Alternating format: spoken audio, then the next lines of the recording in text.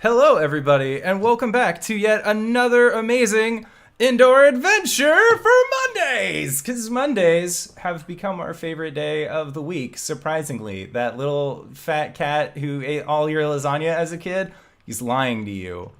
He was always lying. Mondays are a great day, and you should definitely come every Monday and watch as these amazing performers go through our wonderful 5th edition Dungeons & Dragons homebrew adventure.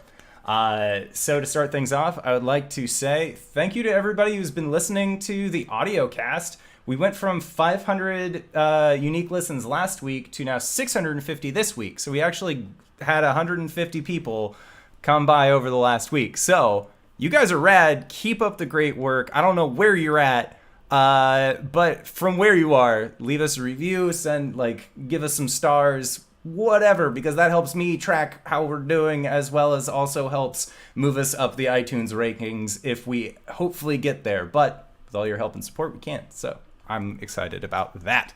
Other than that, I don't have anything else to prepare us to get into this week's indoor adventure. So previously last week, you guys had finished up all of your early morning activities within Shroudport. Blake had received a letter from Makoth and ended up recalling a lot of the information that he had lost by kind of putting that, by just repressing it, doing a good old repress on all of the trauma that happened to him. But the letter ended up bringing that back to the forefront of his memory, and he was given a necklace which will give him advantage on saving throws against being charmed by fiends, which is pretty snazzy if I do say so myself. Although it does have 3 visible angel feathers if you know what you're looking for on the actual necklace itself. So it'll be fun. Then you guys left town, and after a long day of walking through along this trail leading to Dawngrass, a city that is kind of a midpoint on your way to Silt Creek, where Parnell is hoping that he can open up his bakery, you guys were actually met by a group of travelers who later revealed themselves to be hired mercenaries sent to kidnap and bring Parnell back, as he had tried to skip town after taking out a sizable debt. You guys subdued the enemies and did not kill them. Monday nights is non-murder hobo night, so if you're looking for different D&D content, we don't kill NPCs the most of the times. Onward. And other than that, we have all hopped onto Parnell's cart to kind of make a midnight getaway away from the 2 men that you guys tied up against a waystone, as well as the one thug who managed to get away, a half-elf who never really revealed her name. But she managed to escape, and you guys are currently leaving and exiting the area after also having sent these thugs' horses far, far away. So what would you guys like to do? As Parnell currently has the reins on his horse and is making quick work with his cart down a long and fun path. Although it's not exactly fun because it's dark and kind of rocky, so it's more of like a Mr. Toad's Wild Ride of fun than an actual fun adventure. So how is this going to work out? Are we just going to be awake most of this time, or are we running, or are we Well, I was thinking that we could probably go for an hour or maybe 2, and once the moon is about there in the sky, and he points just to what looks to be empty space above you, then we can stop there. It should only be another hour or so, if that's all right with you guys. I just kind of want to put a little bit of distance between ourselves and the thugs, because I think I might have told them where I was going.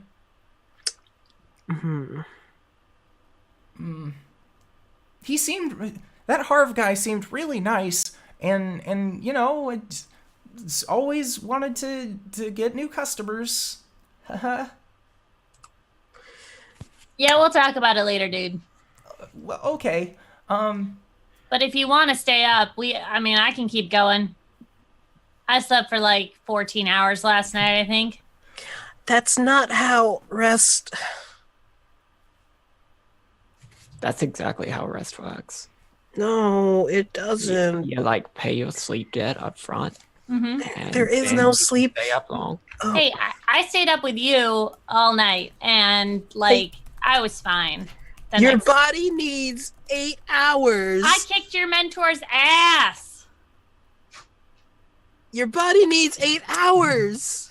It All right, then you really go to doesn't. sleep. We'll keep going. And no, it doesn't. You guys don't need to sleep for 8 hours.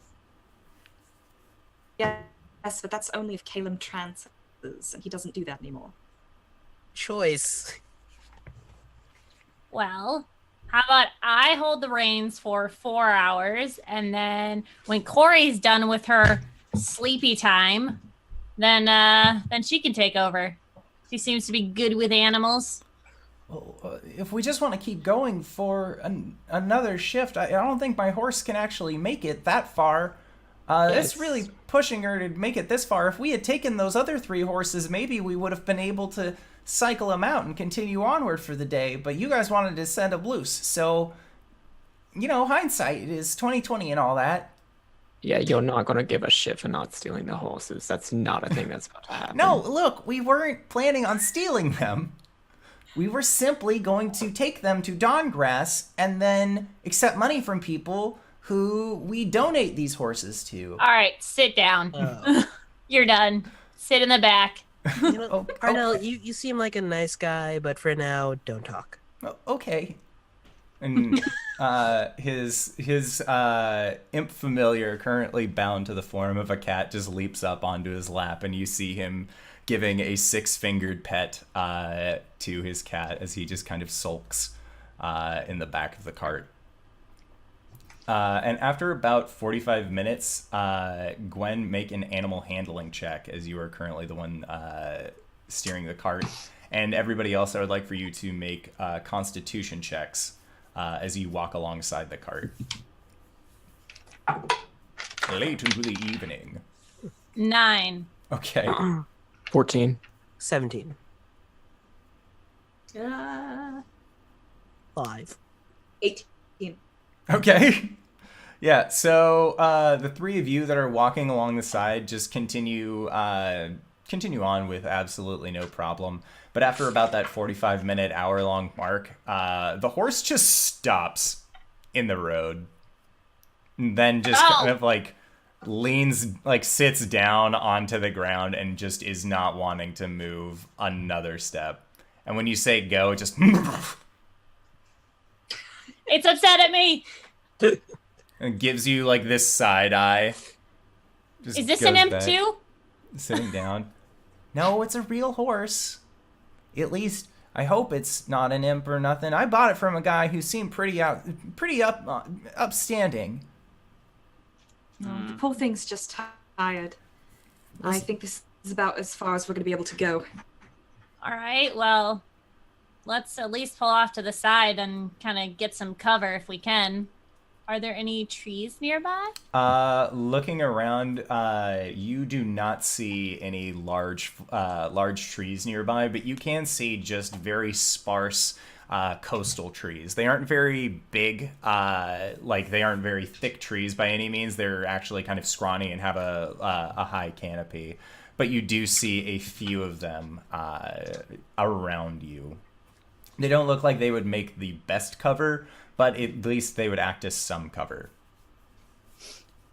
There. And I point to that stuff.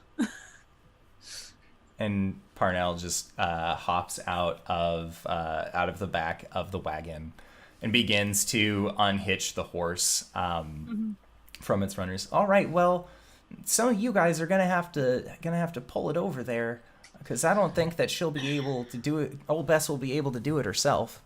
That's all right. I got it. Everyone get out. Coriander jumps out and helps. I'll help Blake will too. also help. Okay. Friendship. Strong boys. No, I got it, guys. I got it. Well, can I actually reach both of the sides? You cannot reach both of the sides or be able to get it to a proper height. All right. Well, you three get that side, and I'll get this side. Yeah, so whoever would like, actually everybody makes strength checks as you go to help. It makes sense for all of you to roll participating in this rather than giving one person like turbo advantage. 19. Oh, you're not going turbo, are you? Turbo advantage. 7. Ludicrous advantage. Okay. 19. 7, 19. Also 19. Okay, so 2 19s, a 7, and then Caelum, what'd you get? 14. Oh wow, that's actually not bad. Yeah, so I have a +1 strength. I always Same. forget that you're good at strength and not dex. I always think it's both. Gotta lift those heavy tomes. Yep. So yeah, you guys managed to push this cart over to underneath the tree, and you know that it's getting to be about midnight at this point. After your full day's travel, setting up, eating, your interaction with the bard and his friends, and then having moved later on. So yeah, it is roughly around midnight. Parnell is suggesting that you guys take watches.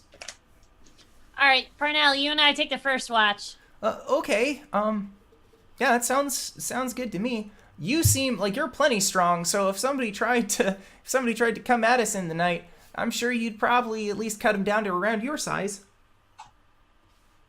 Yep. Yeah, and he goes over and he just kind of like sits down next to you. You guys do not have a fire lit currently, and Parnell is actually also kind of wary of fires, as he doesn't want to draw more attention to where you guys are located currently. That's right. We've got winter cloaks.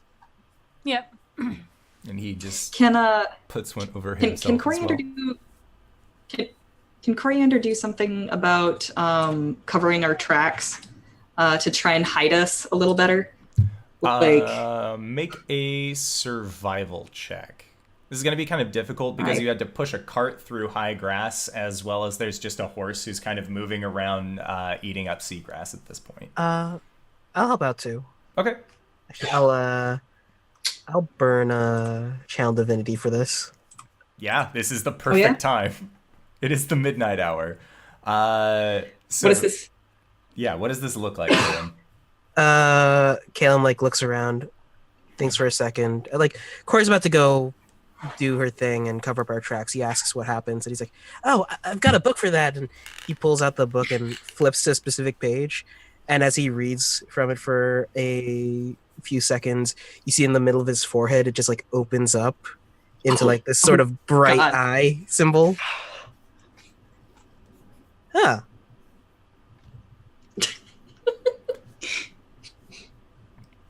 It's kind of freaky. And I'm kind of assuming that it looks like the Neverwinter Nights logo, where it is just kind of like how the Caelum's eyes on your shield look, where it's just one of those kind of centered in your head. Yeah. Yeah. But So yeah, it's like a dim light instead of like actual flesh eye. Yeah. That'd be weird. What does this do mechanically? It gives me a proficiency on any skill check I want. Excellent. For the next 10 minutes, so survival. So should I aid you in that then? So it says here that we have to take some tree branches and swap. All right. So Caelum, if you would like, you can roll a survival check with advantage as Cori helps you, as you are kind of leading the charge on this now that you are suddenly proficient at things. Okay, that was very good because 23. Yeah, that's not bad at all. So you take you actually. Otherwise, it would have been a 4. Yeah, that's definitely better. So yeah, you go back out onto the road, and you just kind of start brushing away at any of the tracks that are leading up. And because of how muddy it's been, you guys had actually kind of dug in ruts on the road. but you managed to clear out the path that you guys had followed off to the side of the road, and then used trees and sticks to actually carve down what looked to be new ruts that just sort of continue on from where you guys are. So if anybody was looking for you on the road, then they would just see the cart tracks heading north. Excellent. All right. Nailed Cori it. dusts her hands off, and she's gonna go sit down super quick. She's gonna be like, as always, I only need 4 hours, so wake me up as soon as 4 hours are up. Then she Got it. goes to trance, sword across her lap. Okay. When should I take up my shift? She'll wake you up after a few hours, I'm sure. Okay, I guess I'll just, yeah. Why don't you like go a little bit away from the group, like further from the road, just in case?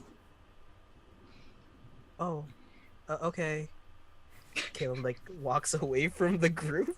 So he needs to Unless be you in get cold the and center of the come group like a baby buffalo. back. Oh, we could do that too. Very much away from the group, right next to a tree, curls up. Okay, I guess this is fine too. You guys are Like just like weird. plops down next to him. Oh, Backed away. All right. He's really fragile, and I don't want him to get hit first. Okay. excuse. Thank you. Parnell just...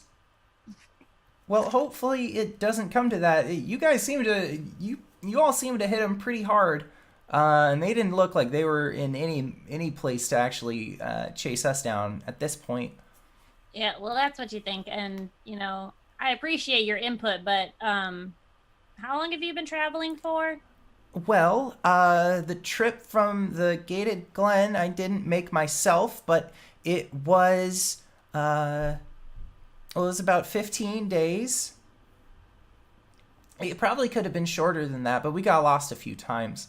But then I found my way to Shroudport, and then I adventured around the city for a couple months and figured that, well, I would leave and find better luck elsewhere.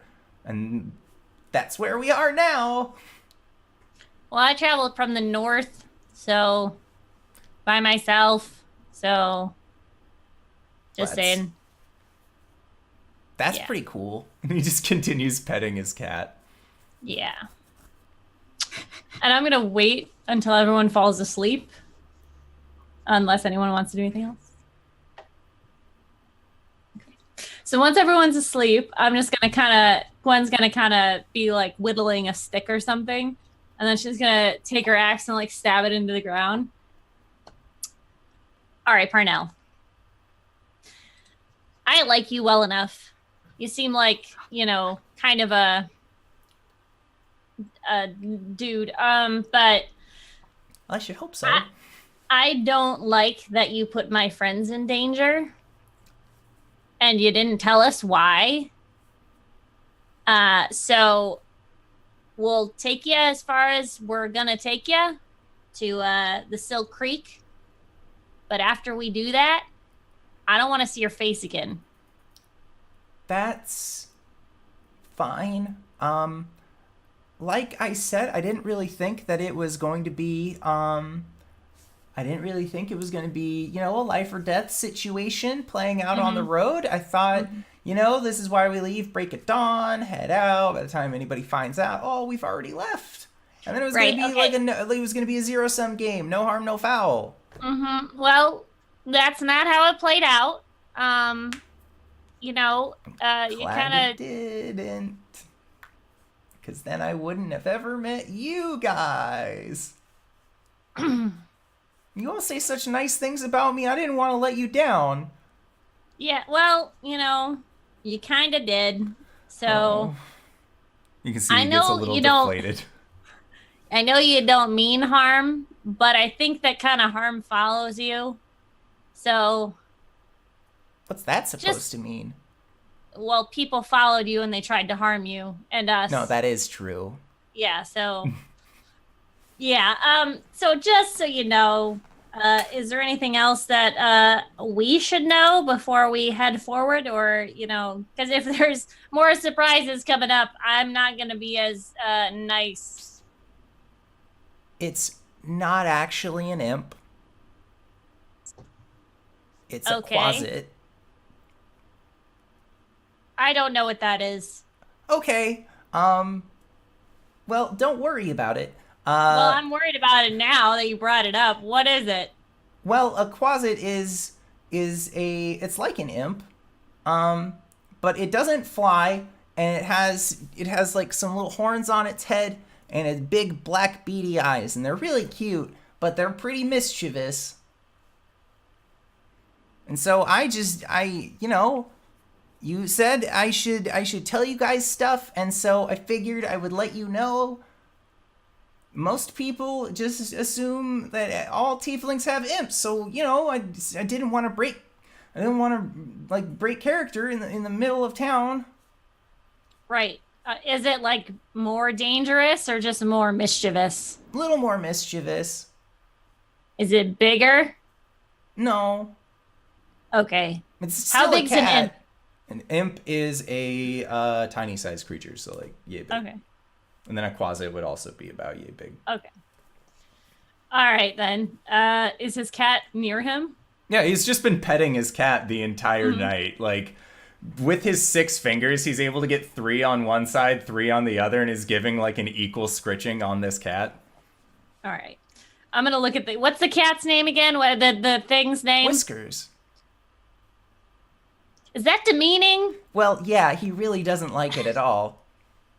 All right. Well, step 1. What's his real name? His real name is Koresh. All right. Maybe you should call him that. Just a thought. Anyways, I'm going to look at the cat, and I'm going to point my thing at him, and I'm going to say, no mischief, or skin cat dinner. Well, that seems like an awful jump, but the cat just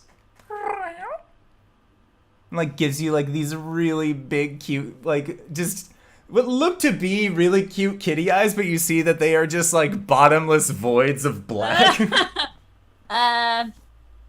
Okay. What did he say? Well, I don't speak cat. I don't really have a whole great understanding. When he's a cat, he can't speak abyssal or infernal back. He can only speak cat. I don't speak cat. Otherwise, I would be a cat whisperer, and people would pay me for all sorts of things to just come by and pet and talk to cats. Right. Okay. So, we have this probably 3 more hours of watch, right? Yeah. I want your eyes peeled on the road ahead, and I don't want you to talk to me at all. Okay? Okay, that seems pretty fair after everything that we've been through. Yeah. But that's it. That's all you want to tell me, right? Well, Because I'm not above taking people's toes. So, okay, well, I mean, like, I could tell you what I've spent my money on if that helps. Is it gonna make me more angry? That really depends. You didn't seem like you cared for bakeries at all, so I don't think that you'd really particularly care about the things that I need for my bakery. Was it stuff for your bakery? Yes. All right, let's just leave it at that. I don't believe you, but we're just gonna leave it at that, okay? Well, I mean, I'm mostly ingredients. All right. Did you get any, like, pipe weed or anything like that? No, good heavens, no. I do Okay, have... No, I am 3 years clean. I'm on the straight and narrow. Must be nice. All right. So, remember, that way, no more talking. Oh, okay. And he kind of turns around, has to, like, gently pick up his cat and, like, move it over, and he sits down and just continues scritching. And after about an hour of silence, you hear him just start, like, silently humming to himself. That wasn't part of the rules, so it's okay. And that humming continues on until the remainder of your watch. Cool. So if our watch is over, I'm gonna go wake up Cori. I'm gonna like walk up to her, and she's just sitting there, right? Yeah. Okay. So I'm gonna walk up. I'm gonna like shove her shoulder a little bit. Hello, Gwen. Oh, gee. Hey, it's I mean, I think it's been 4 hours. I'm not really good at telling moon time, but I think. All right, that should be enough. All right. You can go ahead and get some sleep, okay? Do you want me to wake someone else up too? I could probably handle it. It's probably best if everybody gets a sleep. I could stay up if you want. No, you sleep. All right. I'm gonna curl up kind of next to her, just to be close. Okay. Because it's small, and I don't have a lot of body heat because I'm small. All right, Cori will just watch from there because Gwen just curled up to her, and when a small creature like that curls up to you, law says that you're not allowed to move. It's true. You have halfling on lap I really syndrome. have to pee now. God damn it.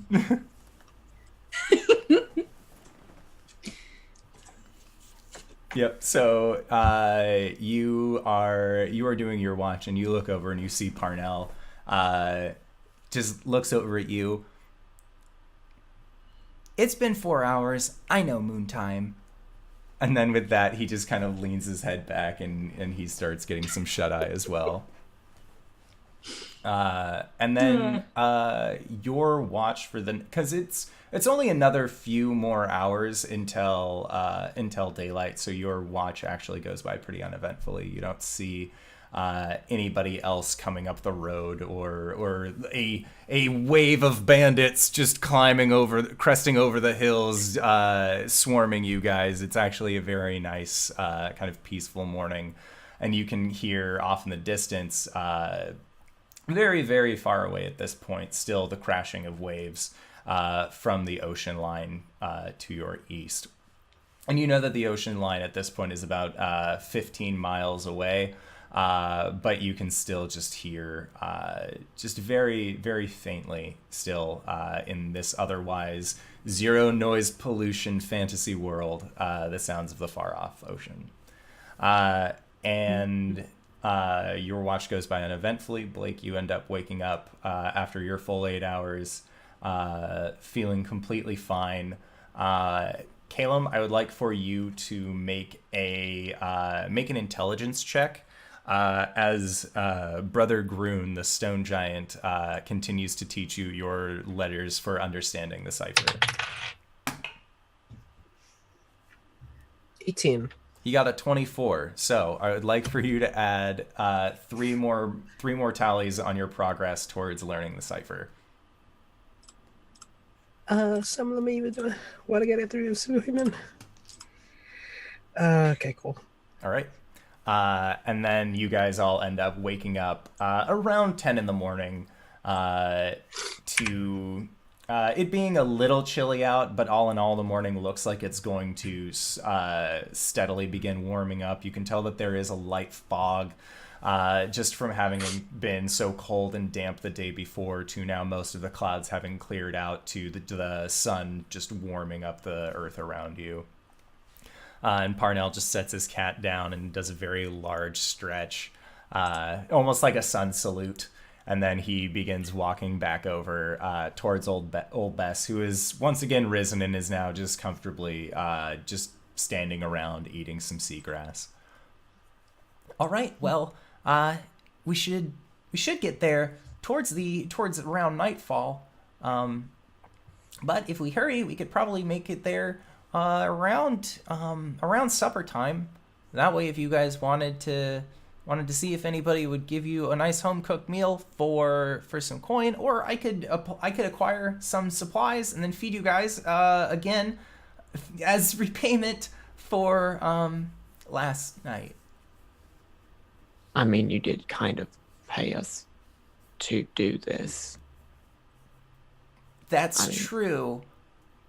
But your friend made it very, very clear to me that I should probably do a better job about being kinder to you guys. Blake's just gonna think back to all the times that he's done this. Kind is not one of the words that was always used. He's also gonna cut his hand and Put it in the place of the chalice. Huh.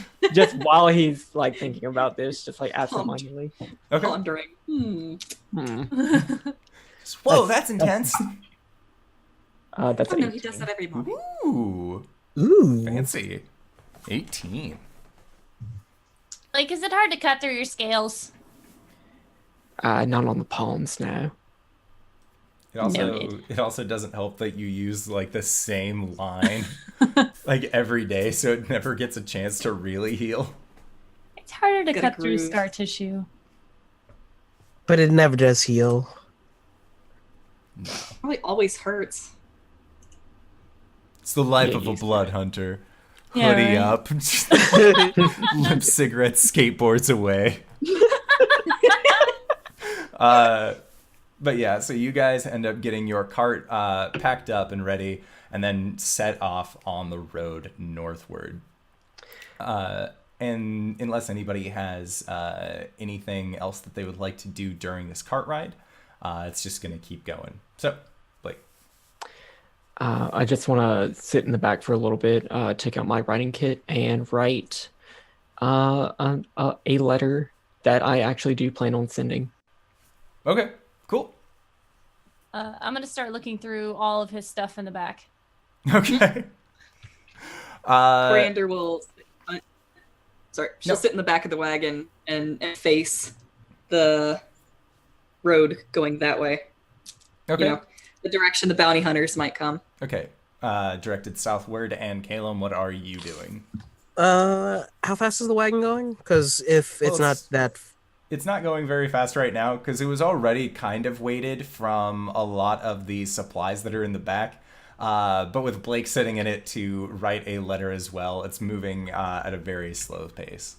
Oh shit. it's fine. It's fine. Can't believe I'm gonna do this. Well, I can believe.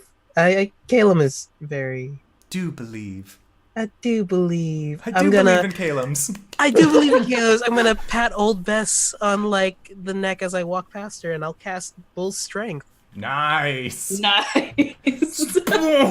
Super horse. Yeah, so this horse, you see like just this light blue magic come from Caelum and kind of go into the horse. As the horse, like you see its muscles just get like Bane just got a new injection of venom, like they just beef up, and you can see like really healthy veins like all along the arms of this horse, and just as it begins just clotting away, having been filled horse's with arm. this bull-like vigor. But yeah, you like, and Parnell is just whoa there, and like he's very you see him having a good time. He was not anticipating his horse going this fast, but he is really enjoying it. Caelum like stands there and smiles, and then realizes, wait! He runs after them. Okay. So Gwen, you are rifling through the bags, and you find that there are 4 large containers, and they look like drum-shaped containers. These aren't the square kind. And peeking into the top, you see that they are just filled with almonds. Just a lot of almonds. And you look in the second one, also just almonds all the way down. And there are 4 of these large containers that all have that. Then you look in other small boxes and you can see that there are a variety of other ingredients. There's like a hastily put together spice rack.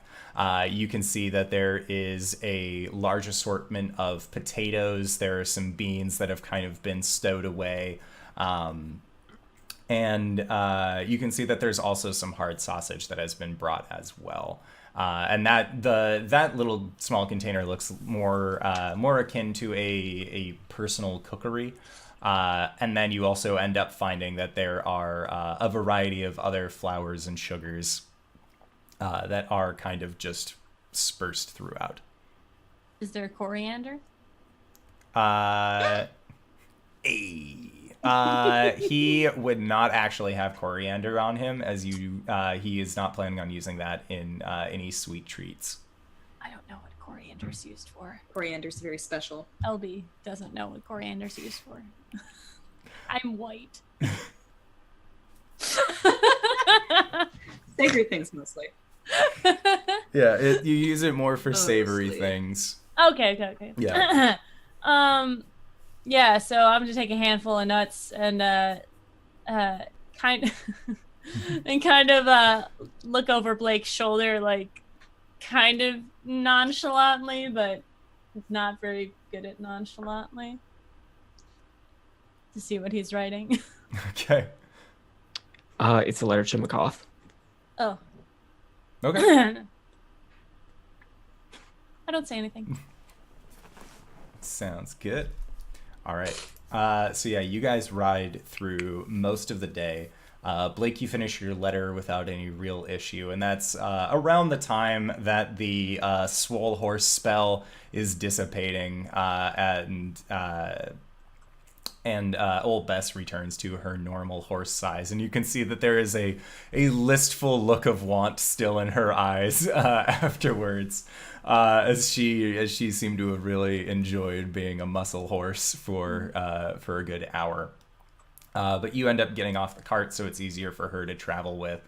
And your day goes by pretty uneventfully until around 4 or 5 in the afternoon. You know that it's getting towards the early evening, and you see that there is a small town in front of you that kind of just appears as you go over a small hill. And this town doesn't have sprawled out fortifications. They don't seem to have like a wooden wall or anything that's really protecting them from any outside aggressors. But you can see that there are a good 5 fields. Or it's around more like 8 different fields that are all pretty expansive, and you can see people kind of getting done with their day's work, with a lot of farm tools over their shoulders, all marching towards a very large building in the center of town. And you can see that there are people that kind of go in with a tool, and then they come back out with a plate of food. And that sort of seems to be the mess hall for this town as you guys arrive and get closer. And as you enter into this town, you're guessing that there's maybe 80, 90 people in this town. It seems a lot more filled out than the fishing village that you had previously gone to, where that was more of a small collection of huts that were just more located there as a relative closeness versus for an actual purpose. And before you is the city of Dawngrass. And you guys pull in, and Parnell waves down somebody that has a bowl of food and asks, "Excuse me, is there a stables nearby?" Yes, it's over there. And this half-orc worker kind of points over to the far western half of town, and you can see that there is just kind of a small stables that's been set up. And Parnell maneuvers the cart over and ends up paying the stabling fee and gets set up and says, "All right, well, we have until tomorrow morning, so if you guys have anything that you need to do here, then we can head out. We can head out then, like we normally do. I'm gonna see if they have any place where we can stay, or if we're just sleeping out by the cart, or at least I'll sleep out by the cart. Maybe you guys will have better luck. So would you come back in an hour or at dusk, and we'll figure it out?" Cool. All right. And come on, Whiskers. And like he motions for his cat, and he and his cat just sort of wander off, and he starts flagging people down. But what would you guys like to do as you have found yourself in this large farming town? I'm gonna turn to everyone and just say, "It's not an imp." What's not an imp? He said it's not an imp. It's something else, but I don't remember what he said. Something with beady eyes, small, with horns. Kind of sounds like an imp. Sounds Right. precisely I like think No wings. that's an imp. No wings. Oh. Oh. Do I know any small beady-eyed things that don't have wings?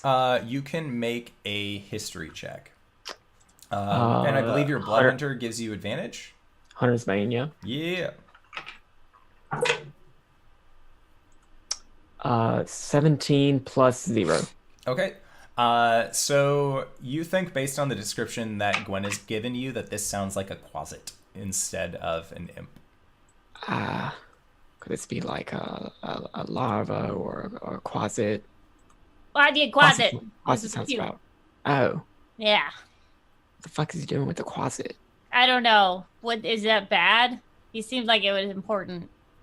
I mean, What do I know about quasits? You would know that they are from the abyss. They aren't from the hells, and they are generally little mischief makers who can be summoned as a wizard familiar or given to warlocks by their patrons. They are just they are on the lowest tier of the totem pole,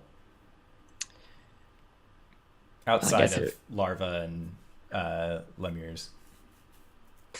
Well, I guess it means he would be more in line with the abyss and the hells.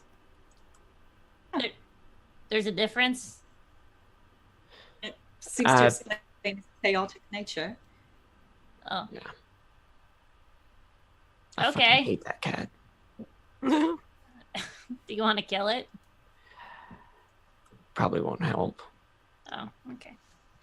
Well, I if you're up for it. think so. I'm gonna What? look around for a little bit to see if I can mail something. Oh, okay. To your girlfriend. What? What? Nothing. I walk away. I'm gonna go find some food and some burr. Okay. Yeah, so you make an investigation check. So you go around to look for food and burr. Ooh, -1, 12. Okay. Yeah, so you know that a good as place as any is going to be the large mess hall that you saw a bunch of workers going into. And as you approach, you see that there are a few workers just kind of talking amongst themselves. And they kind of take note of you, and just one of them says, "Well, you're not from around here. Can I help you?" Food. Oh, yeah. That makes sense. That's what we're here for. Isn't that right, boys? And the other workers are just, oh, yeah. And you see one of them already has some food in his mouth that just like he's very excited. He just says, all right, just hop on in with us. All right. What's the fee? Well, I got peeps. it's going to be about 2 silver if you've got it. Otherwise, if you want to work a day in the fields, it's free money. It's free beer, free food at the end of the day. Give you a little plot of land. It's really not that bad. Is that what this town's all about? Kinda. I mean, we make a lot of produce for the surrounding areas here. So us with kind of the more farmland tendencies decided to make something of it. And we realized that it was easier working together than it was working against each other. So we joined together in a cooperative. Now you do your fair share of work and you get your fair share of food at the end of the day. Yep. I'm kind of. That sounds like my home, actually. It's really not that bad. And if you end up putting in more than your fair share of work, and he pats his friend's tummy who had a bunch of food in his mouth, you end up getting more food for the work that you do. It's not a bad system. He just continues to like pulls out a small chunk of bread and just nibbles on that. All right. Well, is this the line? Yeah, you can more than welcome to come here. Stay with us if you want. Cool. I'm gonna get in line with them and try and get food for my friends. My name's Daniels, by the way. I'm the overseer here. Gwen. It's nice to meet you, Gwen. Yeah. what kind of races do you have here? Like, That seems like kind of a loaded question. well, do you have any? Do you have any Goliaths? No, we don't really. I mean, if one ever wanted to stay down and work, man, he could probably take care of an entire field himself. But Or she? But yeah, yep. I'm sure. Yeah, they definitely can for sure. yeah, we just haven't had one. They usually don't travel this far south. That's fair. Why, you looking for one? Well, just I like Goliaths, and I don't get to talk to them very often down here, so I thought maybe. But All right. Well, oh, are there any Dragonborn? not here. If you're looking for Dragonborn, I've heard that there are some out near Shroudport. There's a white one. Is Scarvix? Oh yeah, no, Scarvin? Is that his name? He's a badass. You don't want to. Nope, don't mess with that one. There's a red one too. There's a black one here. Is there really? Yeah, he's traveling with us, but don't mess with him because sometimes he throws up poison. Acid? Is it acid? It's acid. Acid. Sometimes he throws up acid.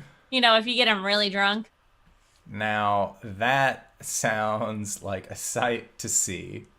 Yeah. So if you want to buy my friend some drinks and see it, I got you. I'm sure. Doesn't seem like he's gonna be that hard to miss. No, he's like 8 feet tall or something. And that is when we were gonna pan back over to you other three, who did not join Gwen in her quick absconding to go get food. I believe, Blake, you said you were going to mail a letter. And then Cori and Caelum, what are you guys doing in the meantime?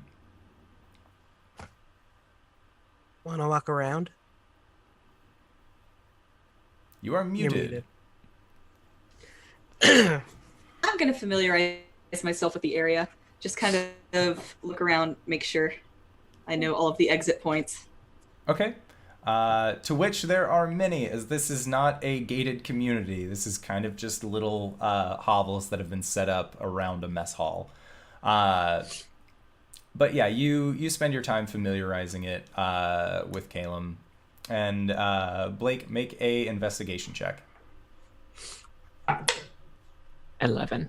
Okay, so with your 11... 13, sorry. 13, okay. So with your 13, you end up going back to the half-orc that you had met, who had been eating food on your way in, but he quickly had eaten it all up. And he seems fairly upfront. He seems very nice. His name is Jeremiah, and he is willing to take your letter to Shroudport for 8 silver pieces. I have a gold. I don't know if you can make change or whatever. Here, just take the gold. And Well, thank you. make sure that she gets this as well. And I'm gonna pop in the thing that Okay.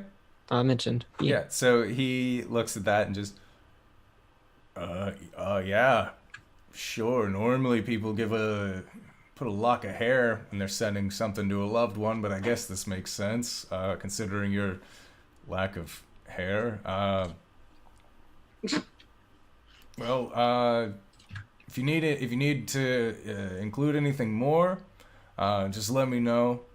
And I'll be here until tomorrow. I'm not gonna head out tonight. That'd be, sleep in my own bed and then make a day of it, a couple days of it. But I'll make sure it gets there. Cool. Bye. Thank you, Alex, for the bits. Hey. So nice. Bits for the bit god. All right, so Caelum, you are currently looking around the town, and are you also just familiarizing yourself with the general layout, like seeing if you can find any notable figures, or are you kind of just wandering about? Just wandering about. Okay. Oh, there's a general store over there. Huh. Cool. And the general store that you kind of point towards is more of what looks to be a low ceilinged hovel that has what looks to be a forge on the outside of it. And you can see that there is a lot of farm tools that have kind of just been propped up next to it. Like this is the general operating area where these kinds of things are actually being made. And you can see sitting by the forge, kind of rubbing his hands together and then holding them back out, is a shield dwarf, this dark-skinned dwarf with very dark, rich black hair, and you can see that there are gray strands in his beard as well, and he just seems to be warming his hands by the forge, and just occasionally eating some food. And then as you continue on, you end up finding another hovel. This one looks like it was... All of them have the same general look to them. There's a lot of leathers kind of coating the outside. They look more like yurts than they do actual structures, or like actual buildings necessarily. But you see one that does have slightly nicer leathers on the outside, as well as a rack of what you can see to be animal pelts that are kind of just stretched out. And you can see that there are wolf pelts, there are boar pelts, there's one bear pelt that you can see that's currently just stretched out, and you see that there is a half elven man who is actually in the process of giving some food to a rather large boar. And he just seems to be busily trying to feed his boar, and you can see that he has what looks to be a bow and a quiver full of arrows set off to the side by his bow as well. And then you also see that there is what looks to be like a double yurt that's been kind of made, but it's also low setting.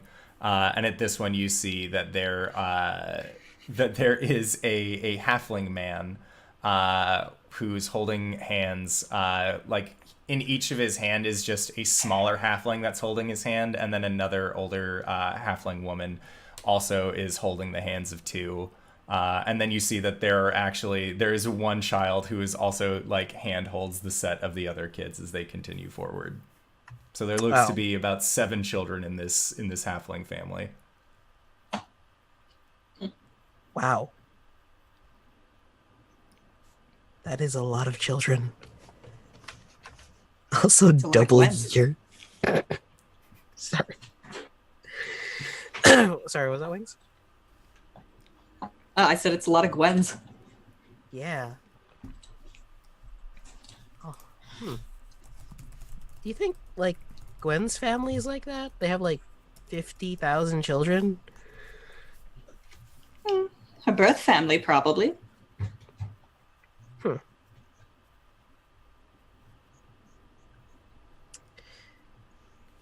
That's still a lot of kids. And Gwen by herself, like, eats a ton. I mean, it is by our standards, but they are small people. They probably can get by on very little.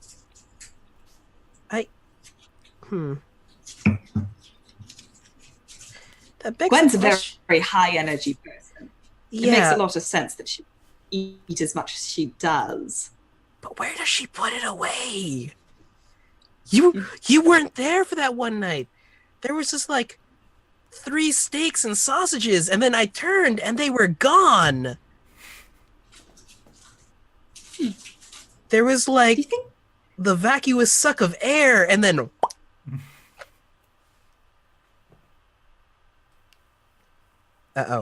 wait. I've been cutting out lately, but I've heard of creatures that have pockets inside their cheeks. Like squirrels or raccoons? Yeah, perhaps she's just hiding them. So, like what? Saving them for later. That's not a great thought. Like, All that My meat mother ballooning used to in do a the same thing with a brazier. what? Nothing. And that is when we're going to pan back over to Gwen. As you are now currently exiting the mess hall, and you have your plate of food. You have a cup of beer, and you are currently 2 silver pieces down. Okay. But you have food. You have food and booze. You came, you saw, and you got exactly what you wanted. And looking, Is it enough where I can get like some for my friends too, or like they could I would not have to carry? stand in line as well. As it's more of about you don't have that many hands to be able to carry enough. You could maybe carry one other bowl for a friend, and it just seems to be a very hearty stew. There are chunks of beef. There's a lot of thickly cut carrot. There's a little bit of celery in there, as well as just what looks to be a lot of barley to kind of fill it out. All right. I'm gonna try and go sit down with my new friends. Okay. My other friends are roaming, right? Yeah. Okay. And actually coming out of this mess hall, you see Blake currently just standing around looking for at least some semblance of friend as he is by himself in the middle of an unknown town. I like put my hand up in the air with my beer. Yeah, and Blake, you see Gwen with beer and food, exactly like she said that she would have. Mm-hmm. Then I'm gonna go sit down with those guys if they're. Yeah, Can and they seem to have moved over to it. On the outside of this mess hall, you can see that there is a covered eating area. That is just a connection of large leather swatches that have just been formed to make a tent. And there are little fire pits that are placed throughout.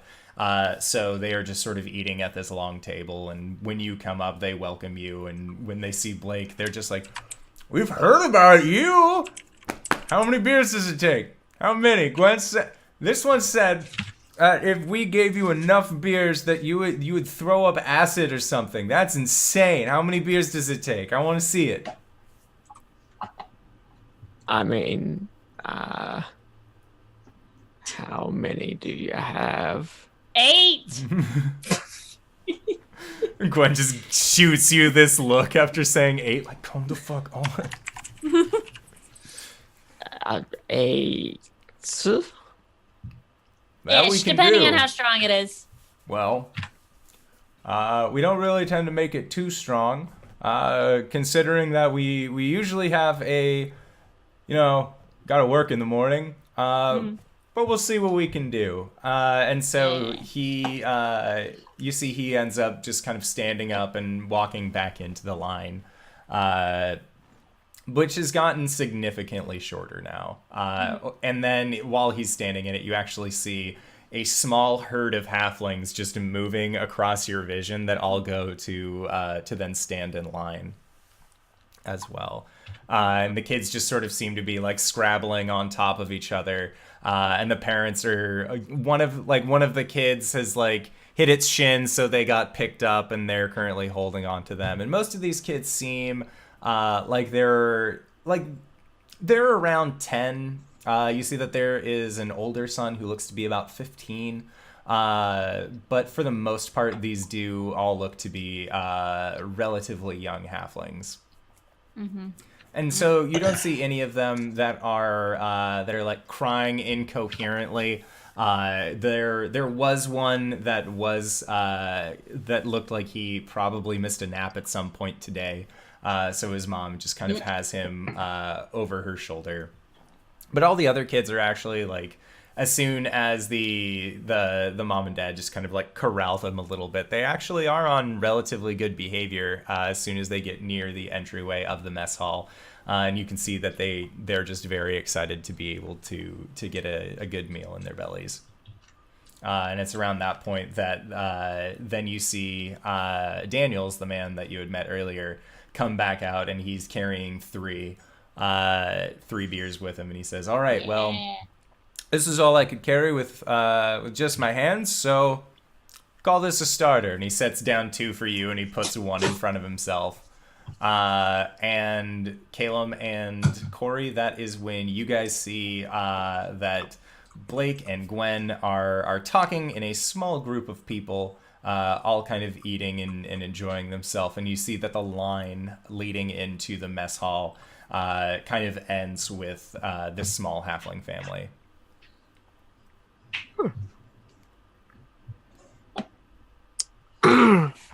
Well, I am famished after walking here. So, would you like to grab some food? Sure. Let's go grab some grub. What's the deal here? Who do we pay? What's on the menu? Can I eat any of this? This is like actually going out to eat with somebody. So like, what's in the menu? What do you have that's vegetarian? What are the prices like? Do you have enough for this place? You know what? Is there any place else that we could go? I'm not in the mood. I'm not in the mood for pizza. We gotta. What about poke? You ever have poke? Let's get some poke. Poke. I have no idea Sorry. what's in that, but I would like to find out. Oh, We shall discuss this later. okay. During the break. Yes, during the break when I can then run downstairs and nibble some food and just be like, oh, I don't have whatever that is, and just continue eating. So this is what Barry feels like. We love you, Barry. Love you, Barry. Yeah, and so you guys see in front of you that it is in front of you, this halfling family. They all extend bowls up, and you see them each get filled up with this. We love you, Barry. With this dark brown stew, and you can see that there are meat chunks in it as well. And there doesn't seem to be a whole lot of vegetarian option in the form of cooked food. But if you, when you get closer to the back, you can just see that they have a lot of these raw vegetables that have been cut up and diced and ready to be made into another stew should they need more. All right, well, I haven't seen you two here before, so I'm guessing you haven't gotten a chance to work in the field. But if you are looking for some food, 2 silver. Per head, and get your get some beer and some food. You like stew? Sure. Coriander digs for her purse, and then like just turns like a really bright shade of red, and kind of like turns it upside down. There's nothing in there. Oh, I got it. Okay. Thank you. Didn't we get paid like right before this? Did we? Yeah, you guys got 15 gold. Oh leaving shoot! the I town. must have cut out at the time. Never mind. I pay. I pay for both of them. Okay. Yeah, sounds good. So Alternate reality. You guys know what dirt poor Cori looks like. But embarrassed. she's making it rain. Making it rain. All them gold pieces. It's a little bit more deadly when you're just throwing gold at people. But yeah, so you manage. You end up paying him a gold piece, and he actually returns you some silver. He hands you back 6 silver pieces, and gives you guys each a medium-sized stein of beer. As well as a bowl of this brown soup. That looks very vegetable heavy, if not for probably the beef broth and the beef within it. Excellent. But I'm feeling adventurous. Okay. Oh ho. Should always try something new when you go to a new restaurant. So yeah, Especially you when it's guys. against your morals. Yeah, so you guys. You guys exit the mess hall, and you see that Blake has already downed one of the beers that he has gotten, and you guys just make your way over to sit with the group. I'm gonna like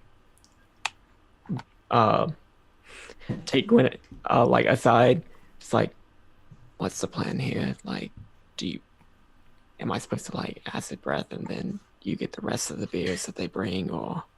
Well, no, I was just trying to get you drunk, dude. Oh.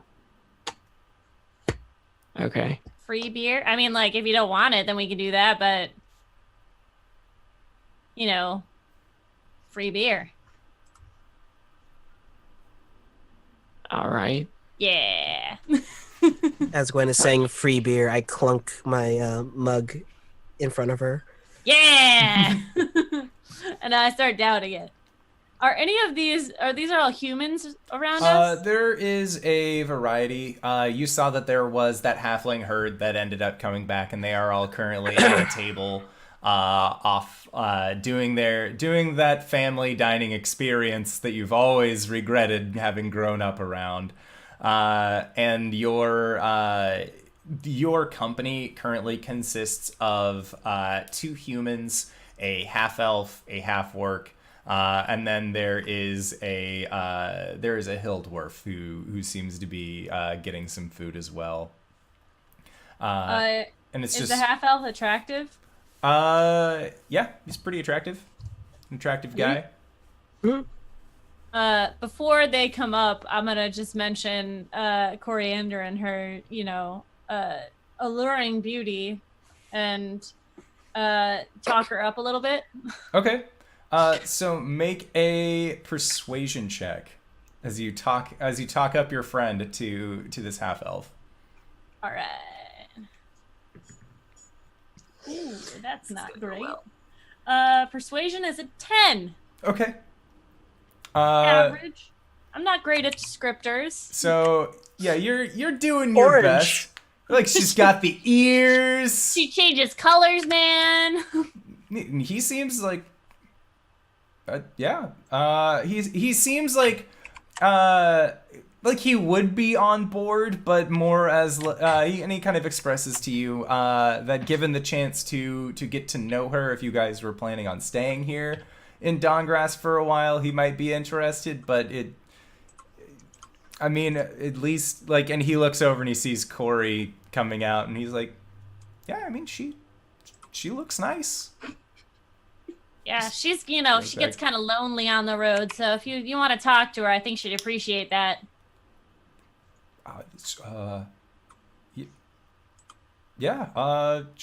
Sure. Would you mind introducing me? Oh yeah, I got you. What's your name? I'm Jarek. Jarek, got it. So as they sit down, hey guys, meet my new friends. Dan, right? And this is Jorik, Cori. Jarek. He's a half elf. And then I turn back to my beer. And Caelum. Oh, hello. It's nice to meet the both of you. I'm Jarek, with an E, not the O that our good friend here said that my name was. But it's nice to meet you. It's you guys traveling for a while? And he just sort of sits down, and you see Daniels just get this like this kind of like coy smile on his face as he takes a long drag from his drink as Jarek just sits down and sets his food and has a very, very interested look on his face, like he's willing to listen to whatever it is that you are trying to say to him. Gwen is very clearly nudging her head over to him. Should I roll an insight check to see what this is? Yeah, you can make an insight check. You know Gwen. Should I roll an insight? Yes, but do you know Cori? Yeah, Caelum, you can also roll an insight check if you want. Welcome to the Indoor Adventure Wait stream, a where we play second. Matchmaker. Just me. That's a 6. Okay. But whenever I roll a 1 in a dex check, Oh no! it is a 1 though, so So yeah, Caelum, you aren't really like. There's nothing like remotely weird. Can I about like his posture. under the table kind of point to myself and then point at Jarek like.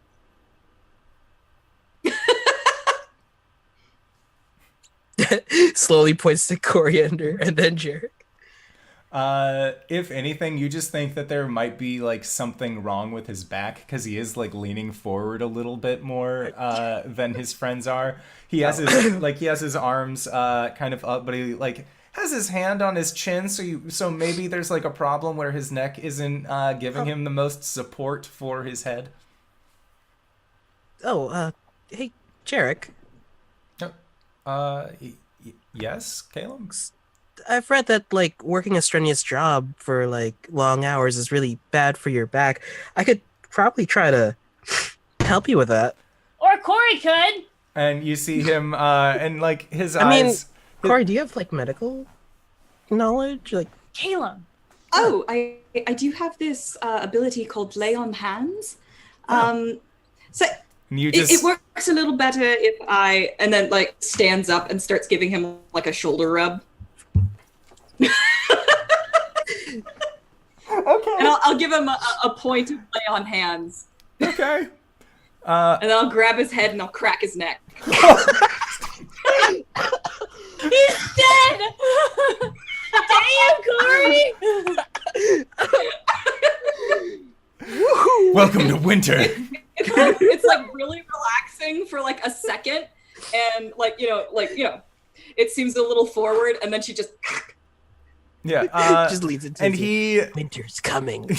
and he like when Caelum points out that his back looks like it's hurting after a strenuous job, you actually see his cheeks kind of go red a little bit as he straightens up where he's sitting, seeming a little bit on guard. As Caelum has addressed his change in posture, so he kind of like tries to straighten out. And Cori, that's when you come over and you're like using your elbow to really get in on that top knot, and you're like, "No, it's totally fine. Like I've got this." And he's just like, "No, really, that's totally. You know what? That actually does feel kind of as his head just kind of like cracks a little bit, and then." Commander! And then you see the other field hands just like they all just look at Jarek, just completely aghast. And when you pull your hands back, you just actually my neck does feel a lot better than what it did. I am. she pats. You know what, Gwen? It's fine. No, it's and fine. Just walk away. he just like Just picks walk away. he picks his beer, he picks his bowl of soup up and just, you know what, you guys can have my beer, and he just wanders off from you guys. And then all of the other workers are kind of like pointing and laughing at him as he steadily walks away, and they're just hooping and hollering at the interaction that he just had. Cori, You know, every Sit time down. every time sit down. I've done that, they've been satisfied. Look, he's walking Sit away. down. He doesn't need anything else. What? I couldn't wait until she gets close to me. I'm gonna smack her. What's wrong with you? I'm just trying to help. You are not doing the right thing. We need to go over like how to do this, okay? I need to teach you how to flirt, and I need to teach Caelum how to flirt. Like, please tell me you know how to flirt. Why? And that is where Alright, we are tomorrow. going to go to our Tomorrow is first, lesson day, everyone. and that is where we are going to go to our first break of the evening. So I wanted to say thank you to everybody who's decided to stop by and to give our channel a follow. Thank you to Arsqueef of Critical Role Renown. You're great, and I see your stuff all the time. You make me happies. And also to Write and Run. He did the Cyberwolf logo. So thank you also to Write and Run Games, which is our dear friend PB. You're great, PB. You do a great job, and we appreciate you. So we are going to hopefully be back in 5 to 10 minutes. So grab a food, grab a friend, and grab a drink, because we are going to pick up where we left off. So, all right. So we will see you guys in 5 to 10 minutes. So don't go no place. All right, everybody. Bye. So I was like, I've never had twins before, but I mean, if you ladies are down, I'm down. Oh, Hello, everybody, and welcome to the Indoor Adventurer stream, where sometimes I get sidelined. That's okay. Congrats, all you AudioCast listeners. You got a treat. And everybody else who's watching this. Well, hello. Hello! So, last we left off, you guys were enjoying a nice, good meal in the town of Dawngrass in the later half of the evening.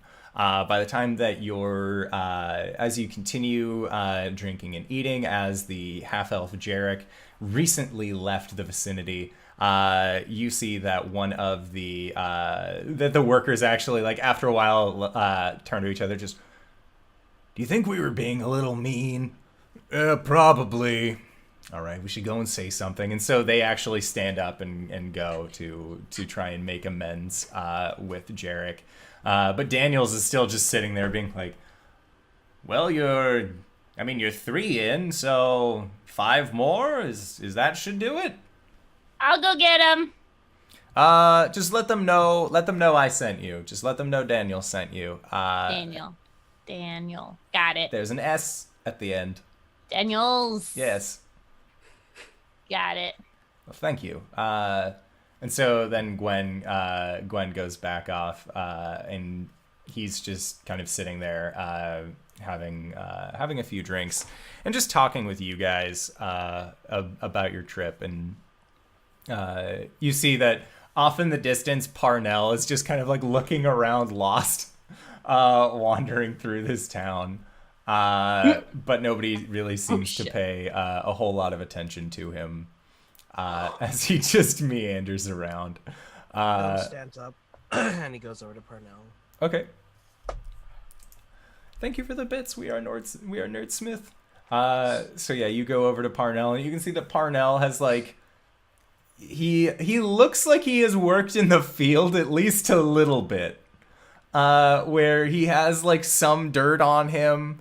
You can see that Whiskers is still following. And he just, hey, Caelum, so did you end up finding a place to stay, or, Well, do you guys have, kind of found a place to eat if you want to join us.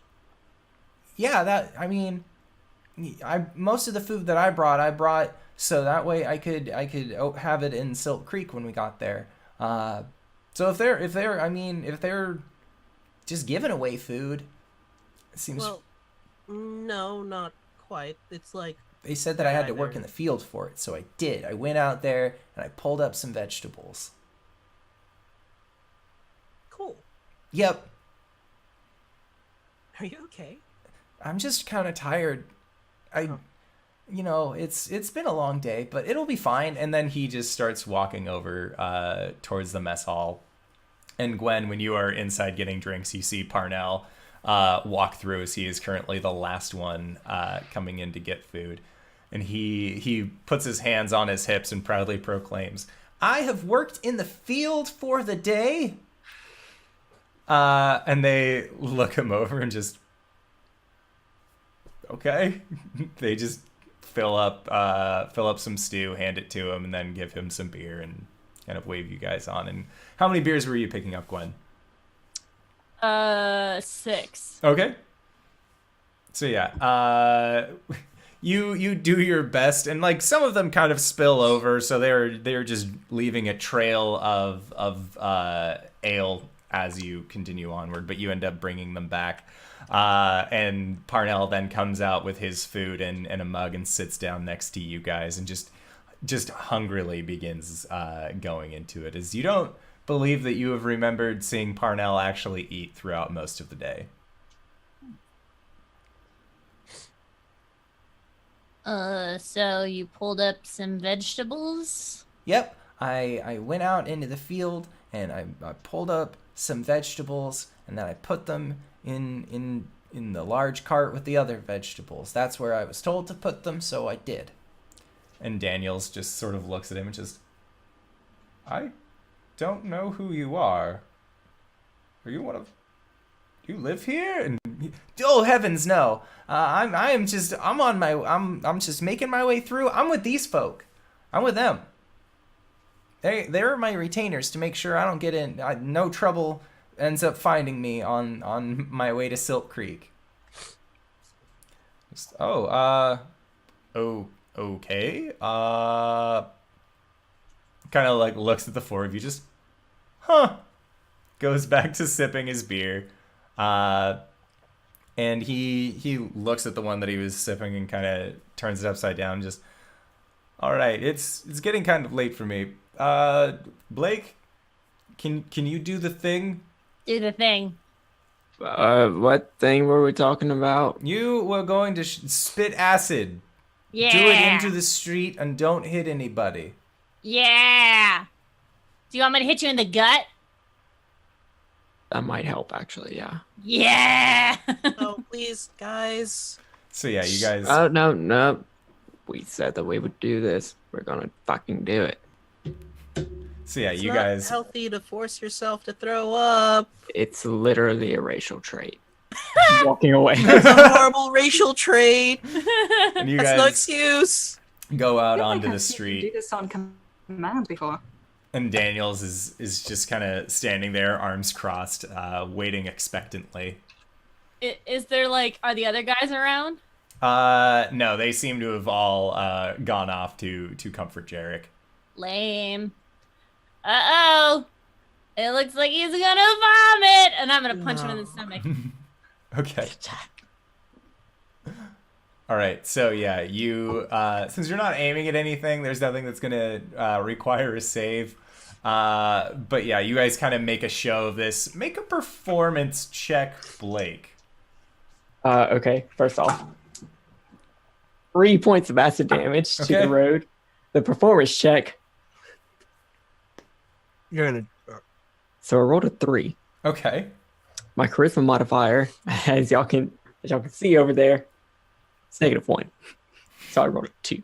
Okay. Wow. Yeah, so you Oh, you definitely play this up just oh my stomach, oh.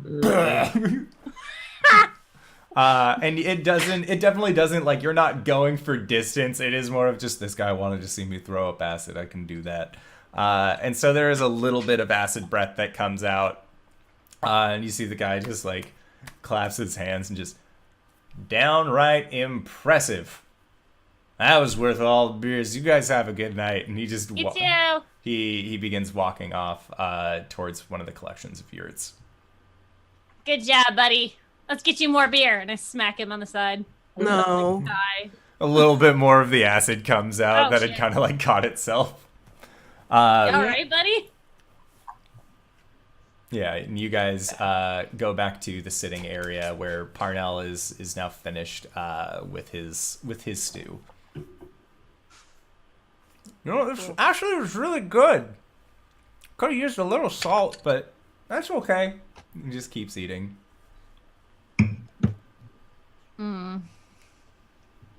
So, Cori, Hmm? I think we need signals. If I'm trying to hook you up with Like what? someone, I'm going to do this Okay. towards the But guy. some- But sometimes you do that sometimes when you want me to talk to somebody. Yeah, yes. Not necessarily trying to hook us up. Oh. Sometimes they need like a back rub or something. No, that was definitely, I was trying to hook you up with him. Oh. Oh. Oh. Okay. All right. All right. I gotcha. Understand it now. When you Yeah. do that thing, you're trying to hook us up. Here's the signal. When I turn pink and I start talking to someone, I'm trying to hook up with them You turned pink? for the most part. All right. My hair turns pink. Oh, yeah. Well, what was up with that,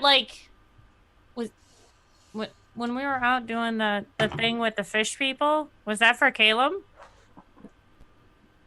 Oh, no, I was just really excited to meet fish people. Oh. All right. That was back when I thought they were going to be the elves. And listen, sometimes I do it not when I'm, necessarily hitting on people, and sometimes I just do it when I'm happy. All right. Girls are weird, but that's cool. Emotions are complicated. I mean, Yep. you either want to bang or you don't want to bang. I don't usually have problems. Right?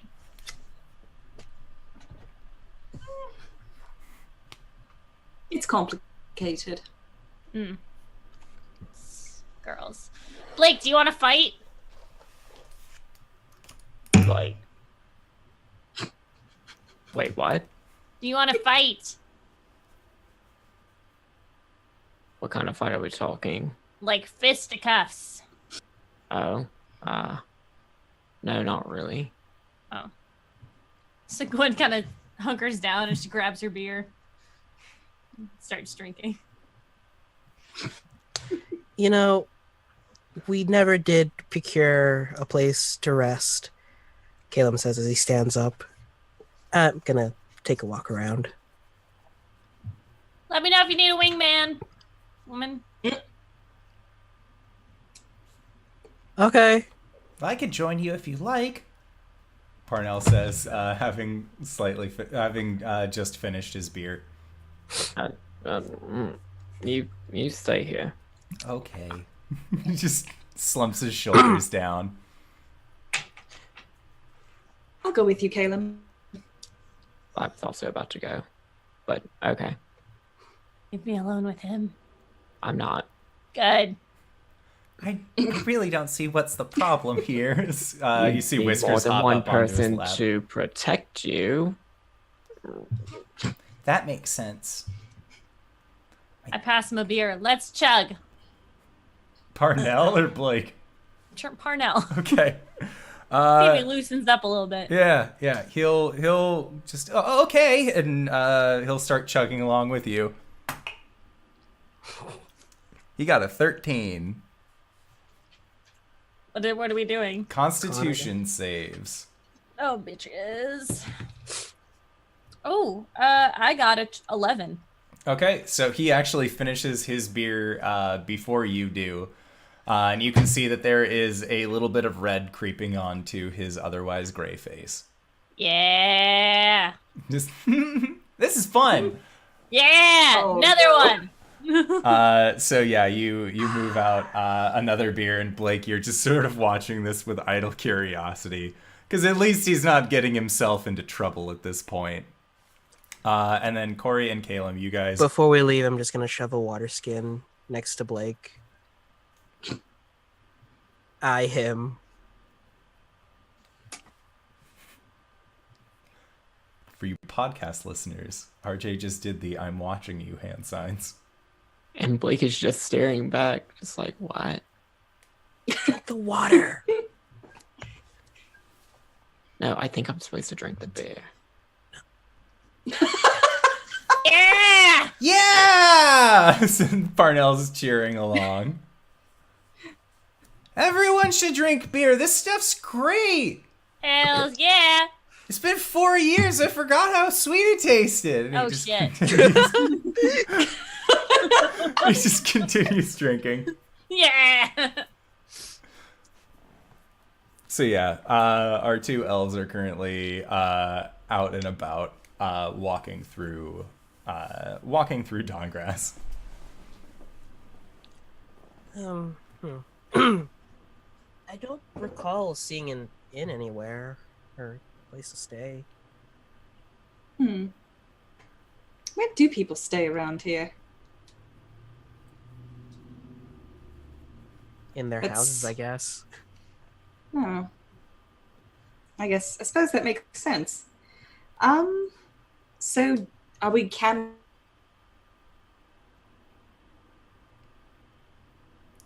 out tonight? To the locals, see if anyone would be willing to open their home to us.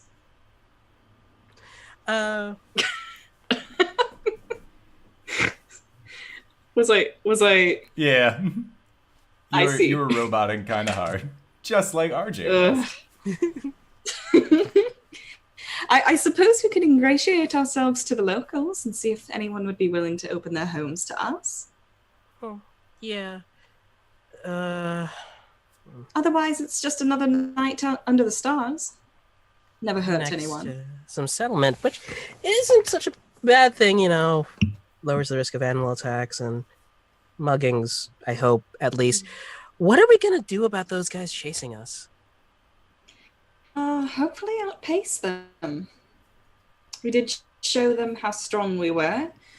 So it might just be that they decide they aren't being paid enough for this and give up. Either that, or they're going to head back, make sure that they're getting paid for the extra effort that they're going to have to exert. And then they'll come back, and by that point, we'll probably have left Parnell. We should have to do something for Parnell to make sure he's safe. Change his name. I guess. I don't know how these things work. I haven't been out long. It might be a good start. We should figure out exactly how much they know about him. He did tell them where he was going, which is unfortunate. We might have to convince him to go somewhere else. True. I do think he should pay his dues. That's the only surefire way to get them off his case. Do you think he has even enough money to pay us for this one? I can't say for sure. 15 gold up front and then 35 when we get there. It is a lot of money. But he did also take out a large loan. True. We'll see. Can we make investigation rolls, I guess? Yeah. To find some... You guys can make perception rolls as you wander through the town at night. I'm good. No, I'm not. Perception rolls. 6. I need to retire this die. Yeah. 12. Okay, so with Invest the in 12, Vice you end up going, you end up finding that the leather worker with a large boar is actually still outside, and he seems to be working on some leathers. And you ask him where you could possibly find a place to stay for the evening, and he says that he is willing to sell you some tents for 5 silver apiece. You know, that could also go a long way for on the road. Are the tents like for one person a piece, or like how many people can sleep in a tent? They look to be just single person tents. But he says that he has a variety, so if you're looking for a larger tent, then he has some that can fit upwards of 3 people. But the 3-person variety is going to be a gold and 5 silver. Okay. Well, if we think It's about about the same either way. Yeah. And future usage, always someone's on watch, so...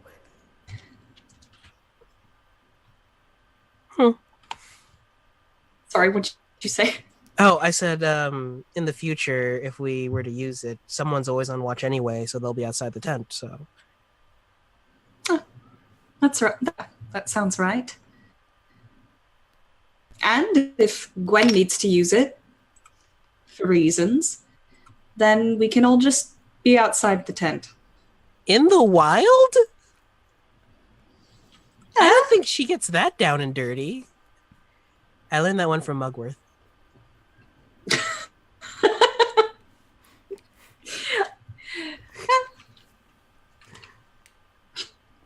For those of you listening, Cyberwolf just said, I mean.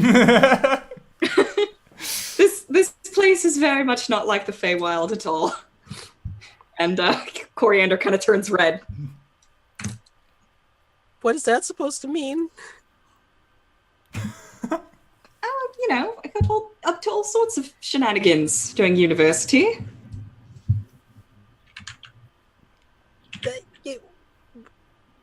This is are we segueing or are we still on the topic of like The half elf is just so tense. tent? Okay. And he'll hand you Wait, your what? 3-person tent.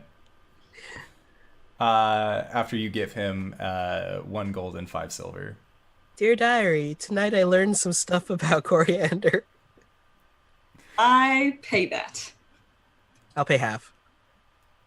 Okay. So yeah, you guys end up paying for your tents, and then making your way back to the group. And Gwen, I would like for you to make another Constitution save as you continue drinking with Parnell. 10.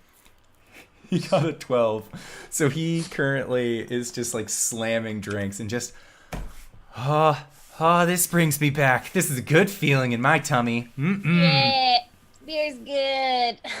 Do you guys want some vegetables? I know where they kept them. I know where they went off to. No. Yeah, we're gonna shut that down right now. Oh, Do you want to fight? no. Oh. I do want to keep drinking though. This is really fun. Are you hankering for a fight that that bad? I mean, yeah. All You right, want to fight me, Blake? sure. Yes. I don't know how I Okay. feel about this, but then he just grabs another beer. It's like, oh yeah, I don't have to, and he just continues drinking. Too close to home. Is he like okay? Are you okay? He's about 4 drinks in at this point, and he's like not really showing a whole lot of sauce on his face. He looks like he's faring better than a lot of you. That's fair. If you guys are gonna fight, though, I think I'm gonna go to the cart. Are you gonna go to the cart, or are you gonna go do I'm gonna something go. else? I am going to go to the cart. You need to stay where we can see you. Should we go to Or- the cart and fight? Probably, yeah. Yeah. So yeah, and Parnell's like, "All right, let's go!" And he just grabs the last beer on the table, which was like a half beer from one of the workers from earlier, but he's just kind of like sloshing it back and forth as you guys merrily make your way over to the carts. And he just hops up into the back and he's petting his cat as you guys begin to get into fisticuffs. So I would like for you both to make strength checks against each other. They're both going to be at disadvantage because you have both been drinking. And Parnell is just kind of like cheering with his cat. And okay, Blake, what'd you get?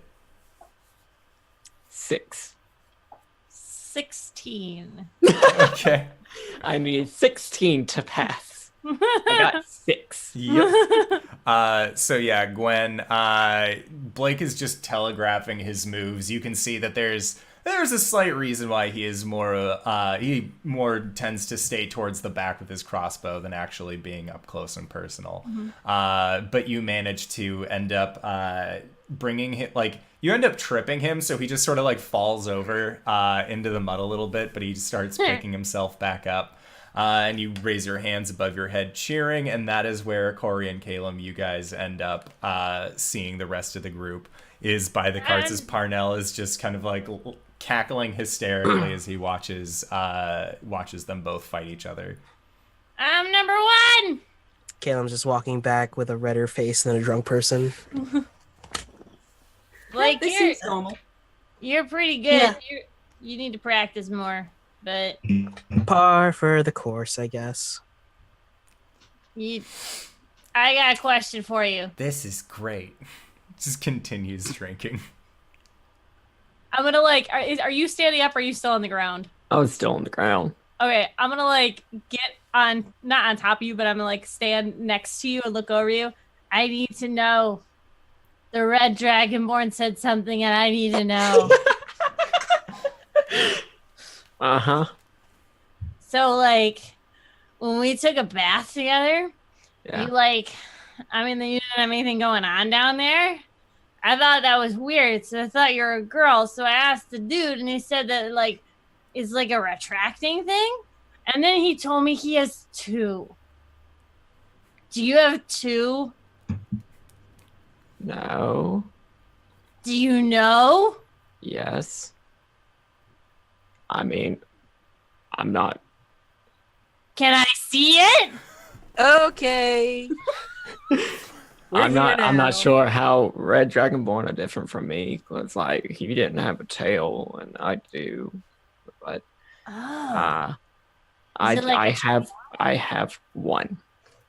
Parnell is just like leaned forward, just sipping deep out of his mug, just eyes wide as you guys are having this conversation. Okay, it looks like you all have this handled. Coriander's just gonna walk and keep on walking. Hey guys. She's gonna go into the woods. She's just walking. Okay. That's not Cori. That's not safe. That's. You should go after her, Caelum. Go What? to her. Wait, where's Cori going? She's going into the woods. Wait, into the Blake, do you woods. want to go after her? What? Um. I mean, we should all be safe and here and not go out alone. I'll I'll be safe.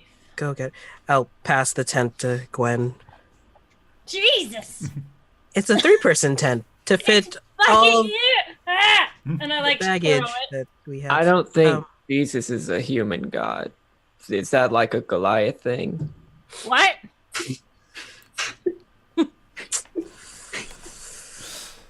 Turns on his heel. And so, Caelum, you are walking off after Cori. So Blake and Gwen make a survival check with disadvantage. Or one of you can give advantage to the other, and it'll cancel out one of your disadvantages. What are we trying to do? Set up the tent. Set up the tent. Oh, I'm not going to set up a tent. I I can't reach anything. Are you kidding me? I can set up the tent. I just need you to like hold the stuff. I can do that, Capitan. All right. So will you assist me? Sure. Yep. I'll keep the 18 from my Okay. cup of blood. Nice. So yeah, you like in a So that's a moment of dirty clarity, in this moment of clarity where you have been drunker than this and set up better tents as part of your blood hunter training. So this really isn't a problem for you as going out hunting usually involved a few ale skins. So you end up setting up this 3-person tent near the cart, no problem. And Parnell says, "Oh boy, there's 3. That looks like there's a lot of room for people in there, and there's 3 of us. We could all get cozy. Elves meditate anyways." And he just kind of like has his arms up. Like, you want to break it in? Well, not like break it in, but I'm getting sleepy. Oh. And his head just kind of like lolls forward, and you just hear as You he want to seems break to. it in? What do you mean?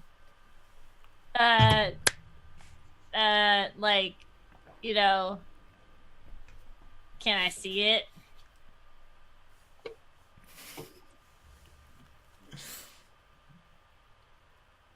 She's just sitting there nodding. Fade to black. Yep.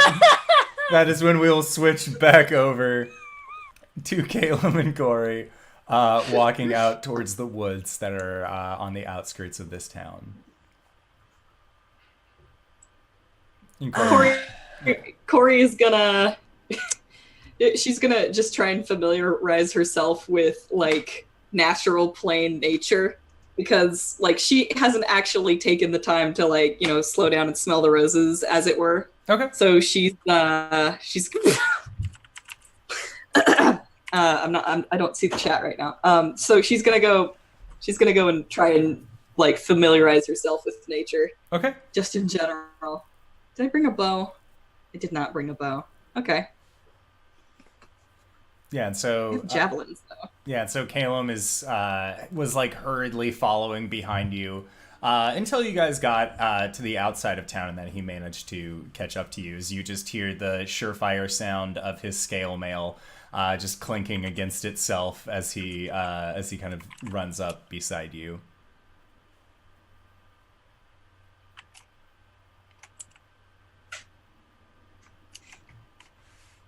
Cori just comes out from behind a tree, holding a javelin. Ah! Caelum, What? Hi. I didn't do it, I swear. you are very noisy. I know. You're going to spook the wildlife. Are you going hunting? Only a little. Yes, I'm going hunting.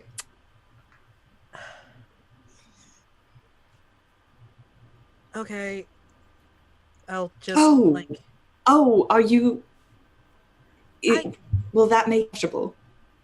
No, I mean, like, tenets of saloons say protect knowledge and nothing ever about hunting. I'm vegetarian by choice.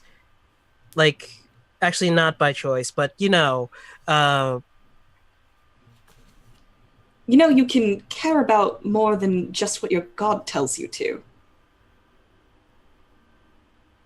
yeah, I'm sort of learning about what I should care about right now. It's weird, to say the least. Well, if hunting's going to make you uncomfortable... Oh, no. Hunting's not Then- going to make me uncomfortable. I mean, I could just sit by this tree and not disturb you. And he, rattles his armor. This is not stealthy at all. All right. Well, how about you research what sort of foliage we can eat out here? Because I don't know... Well, you could definitely eat those. And he points to, some daffodils. You can definitely not eat those. And they're this, greenish hue berry. Those would probably kill you. Did they come to life? No, it does weird things to your insides. And next to that's poison oak, so I wouldn't touch that. And it's right next to Cori. Yeah, she jerks away from it. But wait, if it's poison, doesn't it mean that you have to eat it in order for it to hurt you? Well, no. Poison oak has these little barbs on the leaves that attach themselves to your skin so that it irritates it as a sort of defense mechanism against predators, which would be herbivores, which isn't really quite the predators, but So if you don't ingest it, then they should call it venom oak. Because you have to ingest poison in order for it to be... I didn't poison. name the species, so... Venom The oak natural also plane is sounds strange. a lot more menacing than just poison oak. Maybe there is venom oak. I'm going to try to see if I can find something that we can eat that moves. I'll be back, okay? Okay. The way you phrased that was this. weird. Okay. She just throws her chainmail at you. Nice. Wait, he looks down at the chainmail, looks over to her. It's wait, what? Yeah. No disadvantage on Sorry. stealth now. Yeah, exactly. You don't get a chance to see her. She's already gone. Okay. Okay. So Goes to the tree. sits down. make a survival check What- as you are what running through sorts the of- woods. All right. Wow. This is the first elf thing that I've done since I started this game. All right, that's an 11. Okay. So yeah, you looking around, you end up finding a small deer run, and you continue down it for probably 15-20 minutes, and then you see it kind of break off into several other game trails that you aren't sure if you aren't necessarily sure which one it followed down, but you currently have 3 options stretching out in front of you.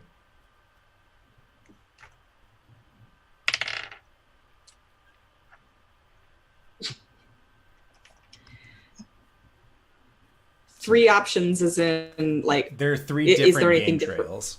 You see that one... Oh. Yeah, there's 3 different game trails that you can currently go on. One of them has... you can see a very large tree that's kind of grown up next to it, and then it has some ferns that are hanging down around near the actual path itself. You can see that one of the others looks like it has... it's been tread on more often by humanoid footprints, which you're assuming was probably the hunter in town. Like this might be one of his game trails, and you can see that there are several footprints of a large boar that seems to follow him down, and then the third is a path that isn't really traveled very often, or at least one that you can see a whole lot of travel on. All right. I'm gonna try to go down the one that is less traveled. Okay. I'm curious. Sounds good. Make another survival check. Come on, roll well. You have rolled a 9 3 times in a row. You're going away. That's another... No, actually, that's a 12. Okay. So yeah, you are going down. You're going down this wooded path until eventually you do end up seeing what looks to be a mother boar that has 3 little piglets that are all nestled up against her, just kind of in this small clearing. Oh. Okay.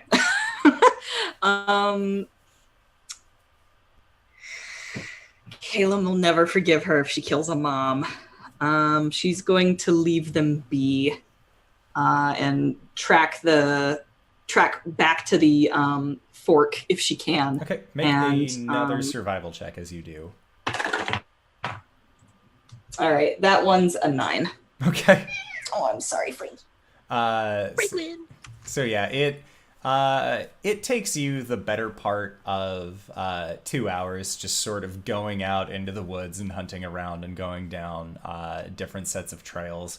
But you eventually do make your way back out. And Caelum, what have you been doing as Cori has been gone? For you, she was gone for 30 minutes, 45 minutes, an hour passed. So the first 30 minutes, Caelum just like went over to the tree, sat down, pulled out like a rag from his pocket and just started like cleaning the armor. Okay. And then after like the initial 30 minutes passed, he's like, looks up. Wait a minute. Daffodils are poisonous. Goes back to cleaning the armor. Okay. And then after like another couple of minutes pass, like I guess I'll look around for some chrysanthemums. Okay. If there's any there. Yeah. Make a survival check. Hey. 16. Yeah, you end up finding a small little patch that seems to be tucked away. Just gonna gingerly pick some of them out.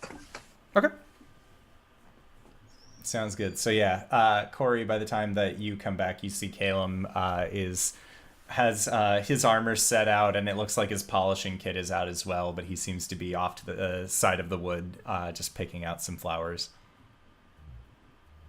Okay. By the moonlight. When Coriander's gonna step out from behind a tree again. Caelum. Ah! And Stop. she is not naked. She has pants and like a sleeveless turtleneck shirt. Like it goes like up the neck. It's just got no sleeves. Oh. Hello.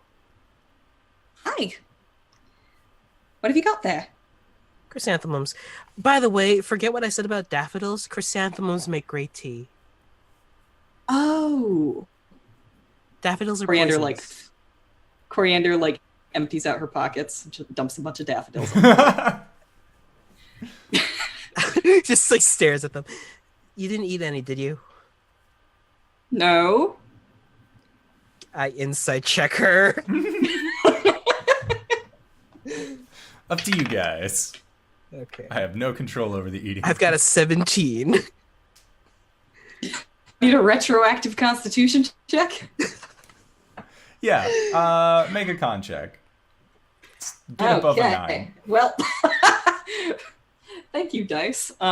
It's a dirty 20. Okay. Yeah, you had 2 or 3, and it didn't really taste that sweet. You're used to flowers in the Feywild being basically candy.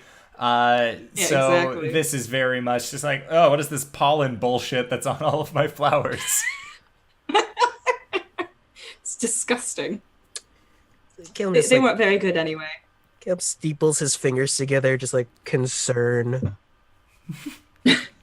She's just shuffling back into her chain. Yep.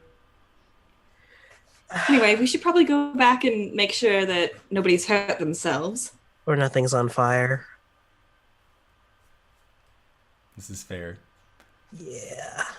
Yeah, you guys make your way through the late night, and it's around midnight by the time that you guys actually get back to Dawngrass. And what do they come across, Blake and Gwen? Passed out drunk. Clothes? Clothed? Unclothed? We scene transitioned at a very important moment.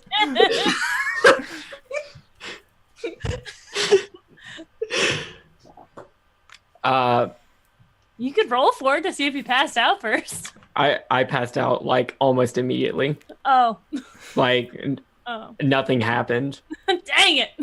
You could see that Blake was like, it's one of those things where like his shirt was like halfway up over his head, but then it got caught on the horns, and then he just sort of passed out in this half state of undress. And Gwen, you are currently also fully clothed, if you would wish, laying down to sleep in the tent, and you see Parnell has kind of like fallen off to the side and is sleeping on the seat of the cart.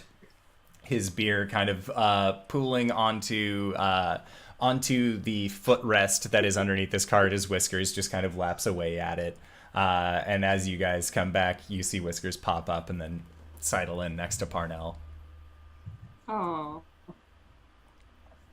Coriander's gonna like sigh when she sees all of this, and she's gonna go in and like, you know, do the bare minimum to tidy them up, you know, just like pull Blake's shirt back down and then like kind of roll him into his bedroll, and just, you know, like pick up Gwen and kind of turn her right side up.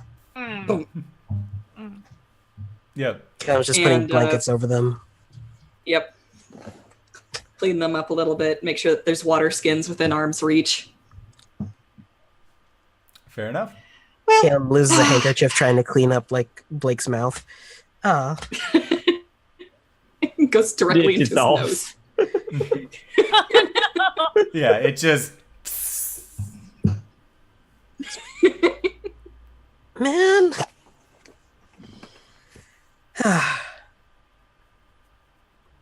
So, yeah. I have a bedroll if you want it. I can take first watch. You're gonna be out for like 4 hours anyway. Fair enough. I'll just be over here. And she's gonna go sit under a tree. Okay. So yeah, you kind of walk away from the general township, and Caelum, your watch goes by uneventfully. So if there's anything that you would like to do during your watch, you can totally do that. Yes. I'm gonna bust out my shield Okay. and gonna start up a ritual for augury. Nice. What does that do? Okay. By casting gem inlaid sticks, rolling dragon bones, laying out ornate cards, or employing some other divining tool, you receive an omen from an otherworldly entity about the results of a specific course of action that you plan to take within the next 30 minutes. Oh, 30 minutes. Never mind. I thought it was much longer than that. No. I thought it would have been like next day sort of dealy. Nope. Caelum's gonna sit there absentmindedly, like, hitting his shield with his thumb, like bing, bing. Yep, just waiting for it. And your 4 hours pass, and then you can go and wake up Cori. Gentle nudge on the shoulder. Cori. Oh, hi, Caelum. Hi, Sort of Cori. Sorry. You know, we could still be attacked at any moment. Right. Danger around every bend.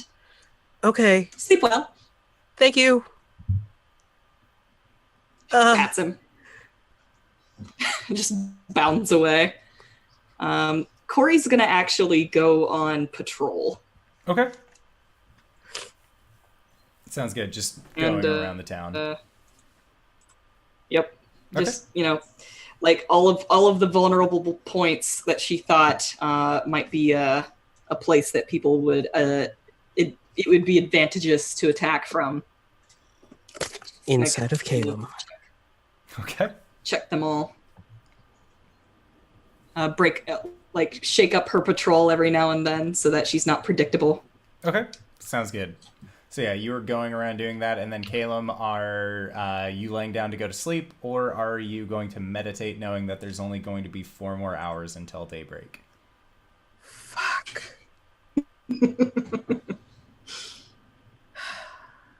Cam like rubs his eyes. Oh, I need the rest, but I don't want to. He like just panics, like sits down, crosses his legs. The stress meditate. Lays the shield across his lap and just closes his eyes. Like some stressed out mantra. Okay. Cori's gonna check on everybody, like as a part of her patrol. Okay.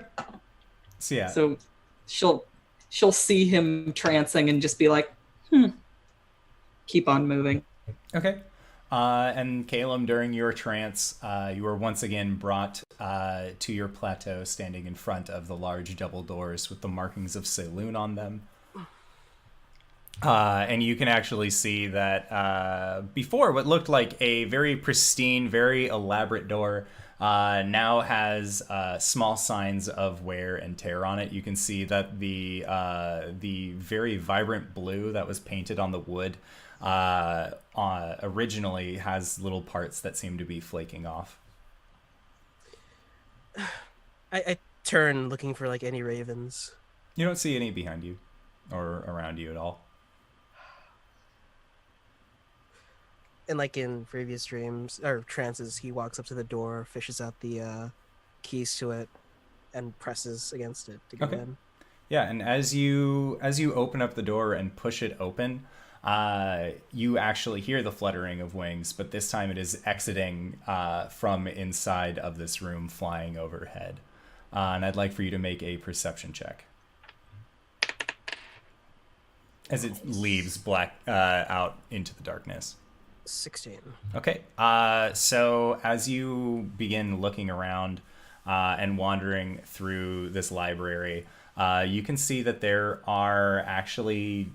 It feels like there are less books. There are less tomes than when you were here previously. You can't really place your finger on it because you don't have a numerical counting system. But it just feels like the stacks are not as tall as you remember them. Some of the tomes look a little bit more weathered than you were used to seeing.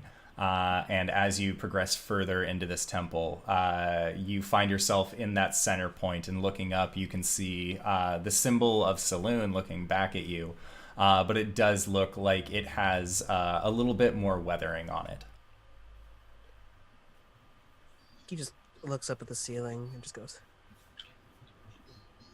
"Is this my fault too?" And there's no response, as her voice just echoes through this empty library.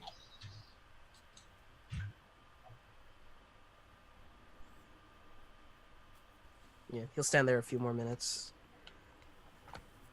before, I don't know, just downcast, walks out of the library and shuts the doors. Okay. So yeah, you go to shut the doors and you lock it back up again.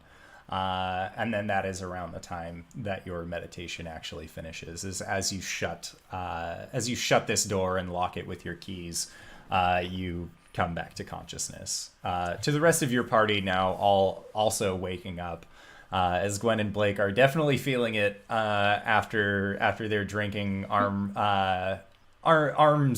fisticuffs battles the night prior. But Cori looks very spry. Like, she's been up for hours, totally fine with it. At one point, Cori... She's drinking some chrysanthemum tea. Yeah, and at one point you'd actually met up with the armorer in town, the dwarf who had been working the forge as he had gotten up early to continue working, and he had actually gotten you hooked up with some heated water. And he said his name was Bruxton. Nice. And just kind of sent you on your way, saying that he needed to get back to the forge.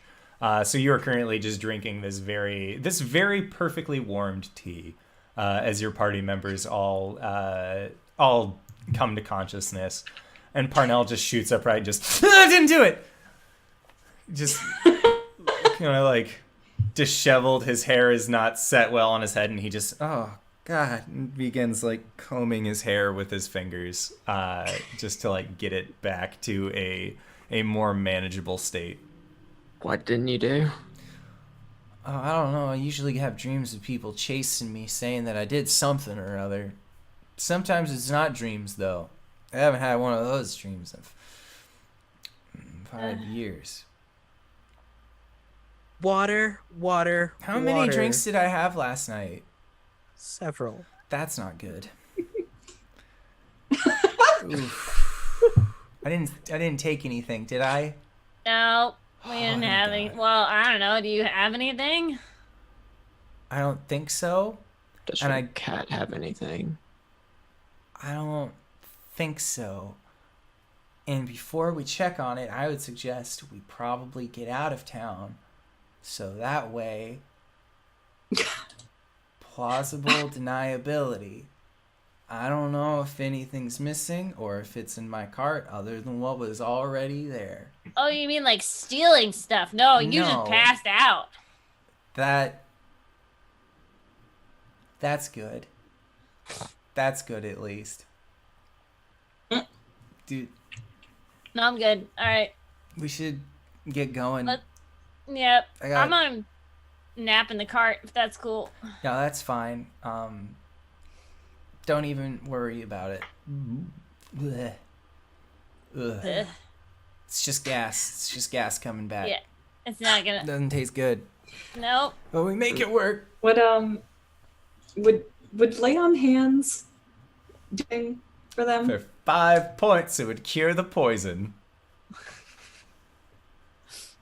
All right, everybody's getting a lay on hands. Mm. Oh.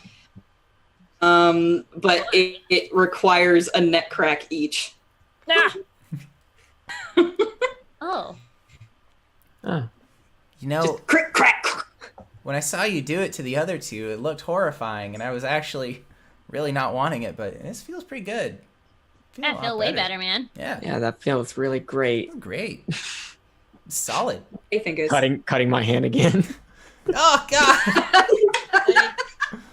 Why do you always Another do 18. this? Nice. Is this like a regular thing? Does he always do this? Yeah. Actually, yes. every morning. Okay. It's like his morning coffee. know- You just can't start without it. Mhm. A little bloodletting every day. It helps regulate the hemoglobin and everything. Okay. You know, they proved in an article that that's all like, what's the word Gwen uses? Bullshit. Bullshit. Good one, Caelum. Thank you. Do we remember everything last night? Make a history check with disadvantage. It's like the most frequently rolled thing. Nat 1. History checks all I around. got a dirty No. one. Nat 1, I killed an angel. Yeah, so you guys remember kind of like leading up to like post fist fight was like, hey, How many you got down there? And then it was kind of like a blur of hands and movements, and then you passed out, but you woke up with your clothes on. So, plus. But you guys kind of lost track of the evening around the same time that we cut away from you in the story. And so you guys remember basically as much as what we have described happening, which is a whole lot of time. Who I knows? believe the phrase "do you want to break the tent in" was thrown around. Yeah. Gwen's just gonna like kind of avoid Blake for most of the morning. Okay. Get her coffee and like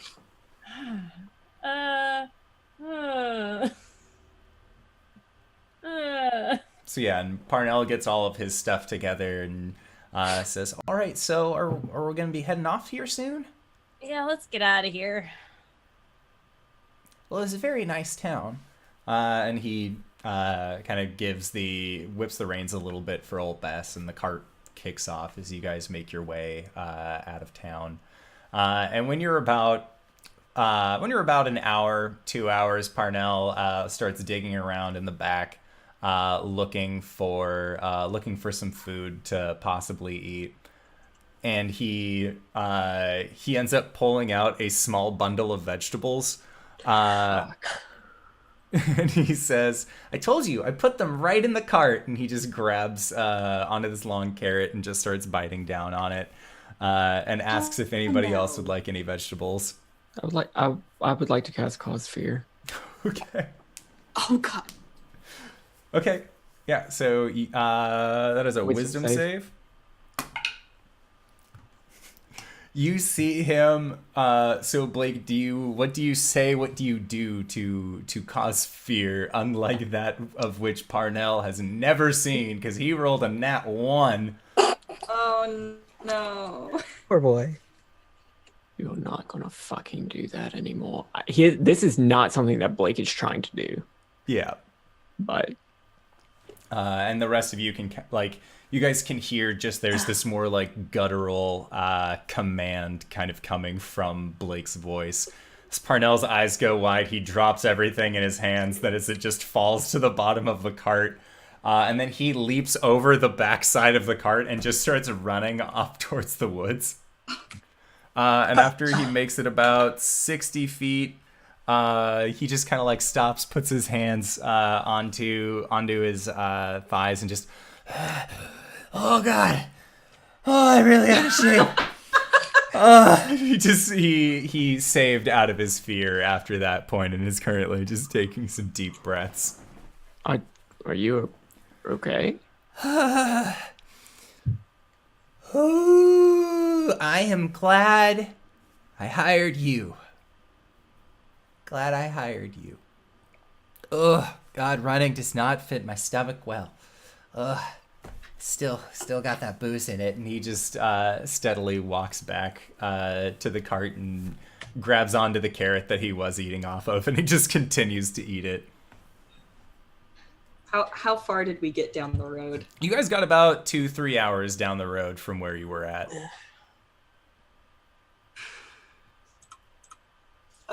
Gwen's unusually quiet. Oh. I mean, I guess we can't really go back now. Wow, those people were really nice. And he just continues eating vegetables. Yeah, you fucking stole from them. That's really...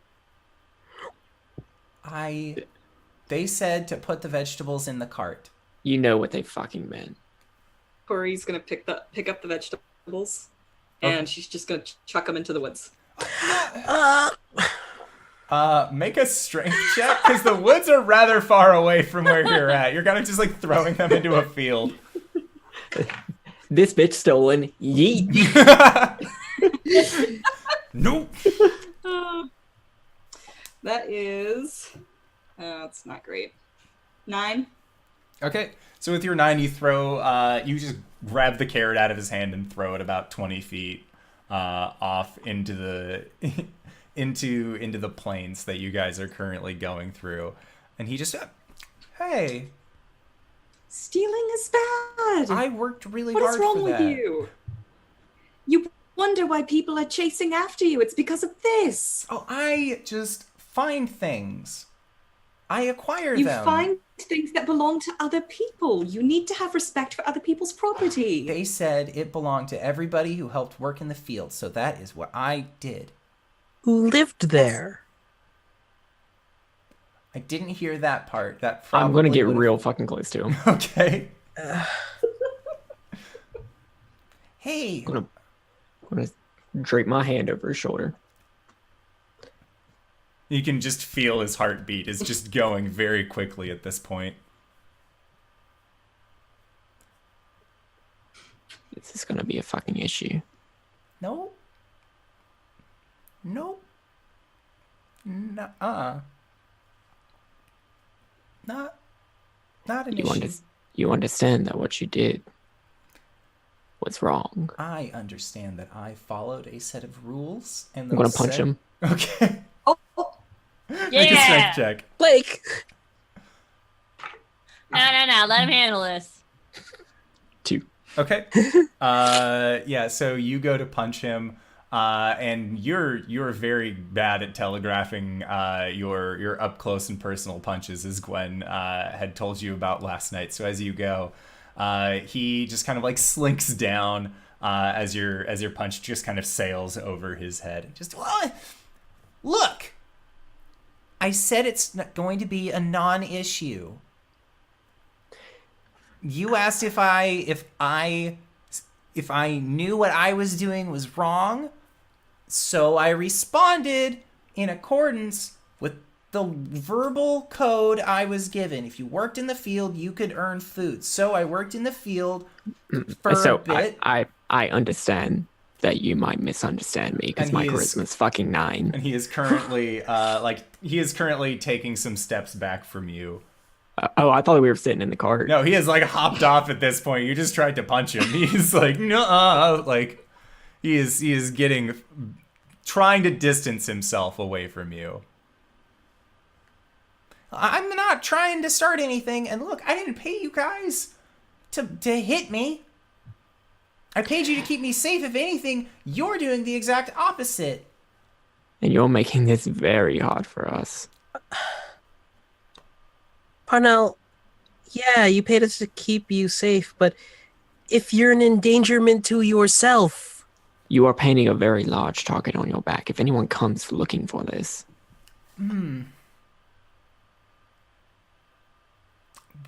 Well, then I will give them some delicious snacks as recompense.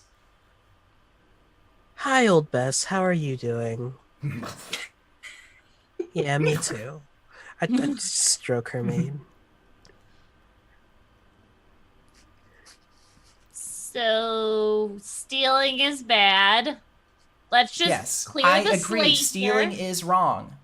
Okay, so now for just now on, if you want to take something, I earned those vegetables.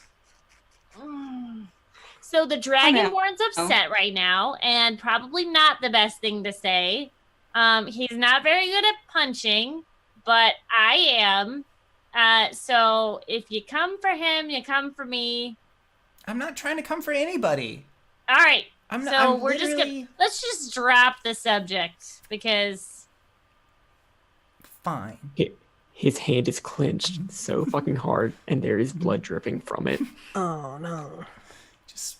I'm just gonna walk behind the cart. that'd be a good idea, sir.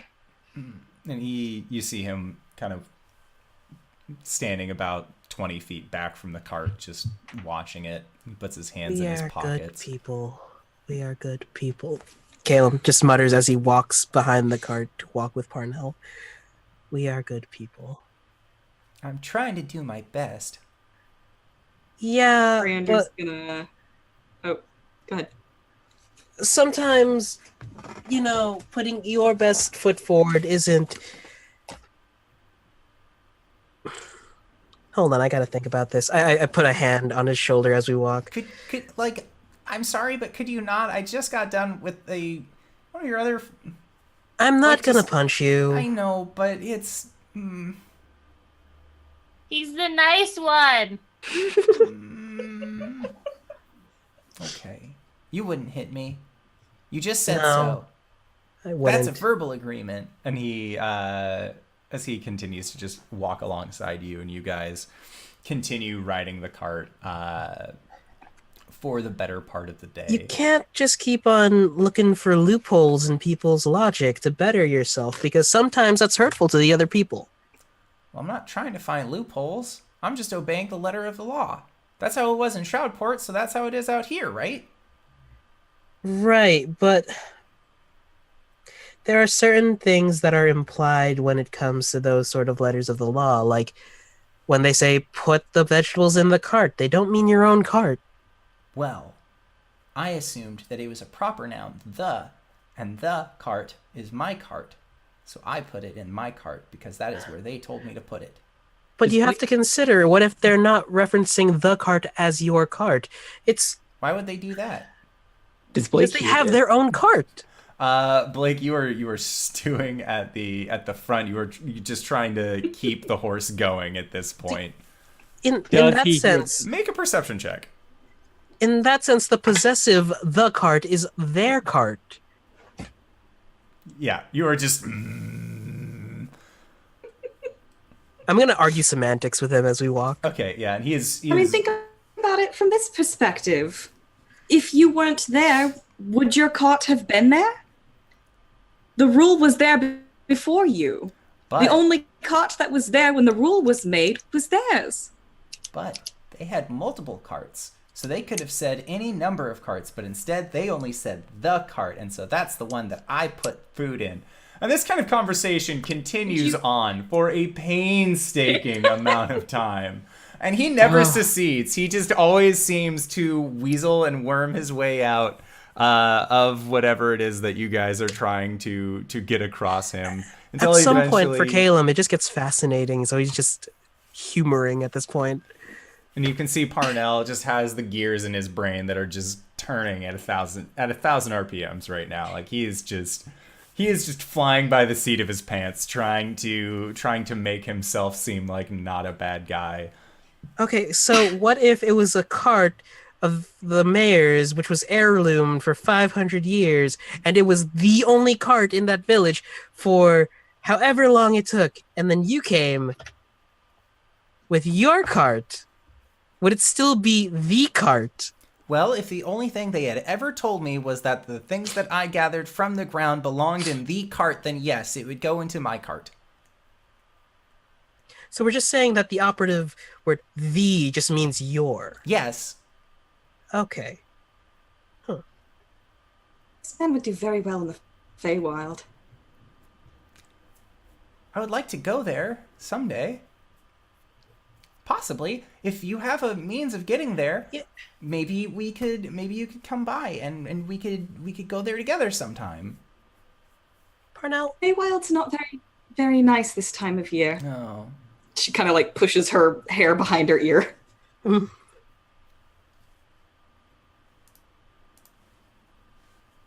have we Especially tried... with winter coming on.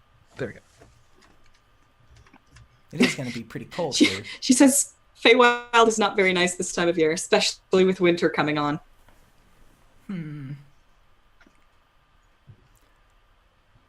Well, I'm sure that all we need is just some thicker coats, and you guys already got some. And once we reach Silk Creek, I should have enough funds to be able to buy a place, or at least rent a space, so that way I can open up my shop.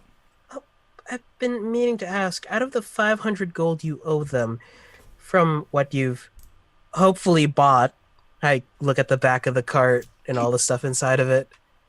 Yes. How much gold do you have? Just leveling with you. I currently have 25 gold pieces that aren't dedicated to you guys already, because we made a deal that you guys would take me to Silk Creek, you would earn your money. I set that aside for you. Huh. But when I had 500, I did spend a lot of it. Almost half on you guys, though. Oh, okay, the math adds up. Wait, spend it on what? Well, I spent 200 on almonds, and then I spent 20 gold pieces on cooking and baking supplies, and then I spent 15 gold on food for my horse. I spent 15 gold on stable fees, and then I spent 25 gold pieces on incense, so that way I could keep Whiskers as a cat. Ah. You bought 200 gold worth of almonds. They don't grow naturally here. I had to import them. Oh. It's a lot of almonds.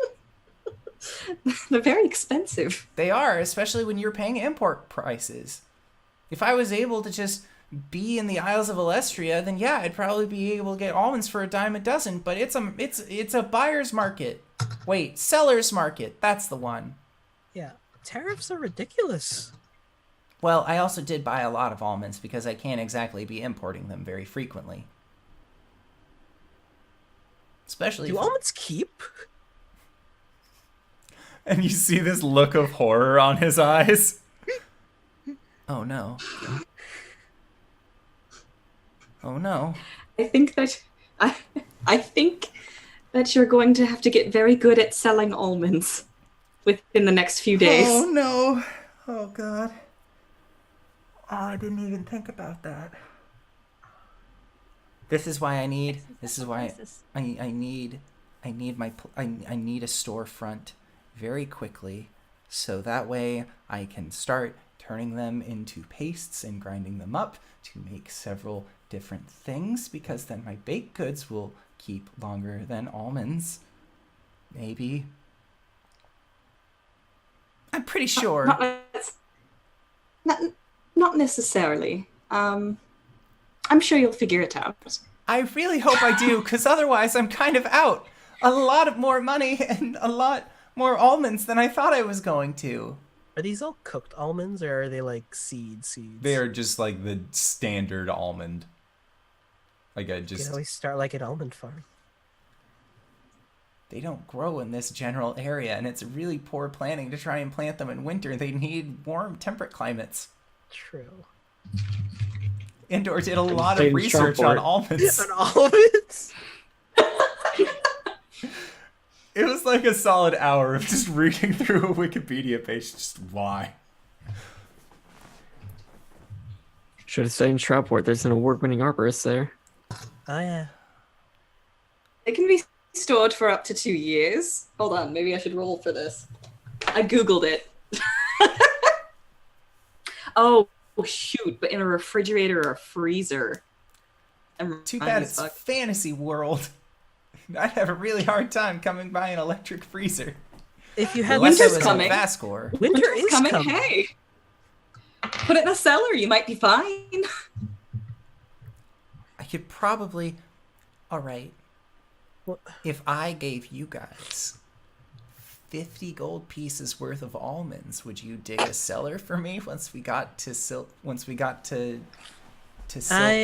I don't have the qualifications to be a contractor, nor do I have the inclination to be a contractor, because you have to go through a lot of legal holes And guilds. and guilds. Lots of guilds. I'm sure that there's more qualified people in the town. He just Also- kind of like gets this down, like this befuddled look. Hey, Parnell, why don't you just mull over going mobile? Going mobile? Well, I don't even Yeah. know how that would work.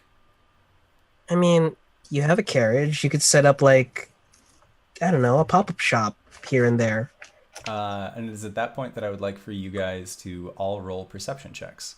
Oh no! Dadgummit. Oh hey, sick. I'm gonna use the die, Okay, the blood die. sure. So that's dirty 20. Oh. 23. Damn. 14? And- What'd you get, Cori? And All right. So all of you actually can smell what kind of smells like fresh baked bread, kind of filling the area around you. And those of you that rolled higher than a 15 can actually hear what sounds like wagon wheels. And as you are having this conversation about maybe you should go mobile, you actually see another cart being led by a very sturdy looking horse in front that has what looks to be kind of just this this older gentleman. He has a portly belly and appears to be wearing an apron on his chest and torso area.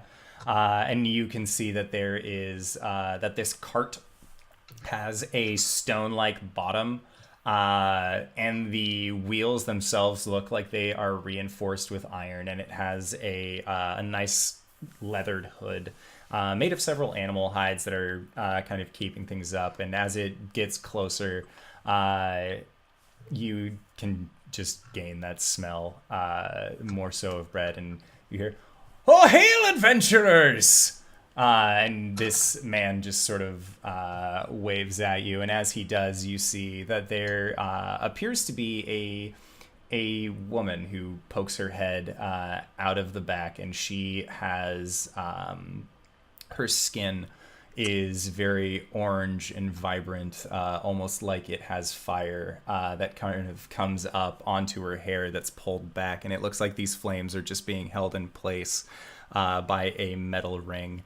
And you hear this female voice say, "Adventurers? Well, I love adventurers." And that is where we are going to call it for the evening. So I would like to say the baguettes. Thank you to everybody who has decided to come by and enjoy as Indoor Ruins a best boy named Parnell. It's all right. He's full of surprises. Oh, what a great guy. I don't like these surprises. It's like Milo all over again. 3 episodes ago, this was the best NPC. Now he's... We should have went with the gnome. No. Just give it a few more. He's gonna turn into a drow spider. He's gonna turn into a drider. It'll be fine. Then you guys have an excuse to just... No.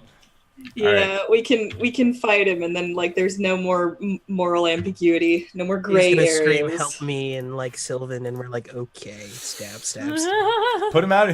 Help you by killing you. Oh, this seems like your kind of method. All right. So I want to say thank you to everybody who decided to stop by. Once again, thank you to Arsqueef for the follow. Thank you to Write and Run Games for the follow. Thank you to Alex Writes You. Alex Writes You Things, JD Lady, and we are Nerdsmith. Yay! Thank you to everybody who's donated bits, given us follows, and done absolutely amazing by being a cool community that we are growing and that we're building. And if you want to be part of our Discord community, you can give us a sub using, I'm going to think it's over there.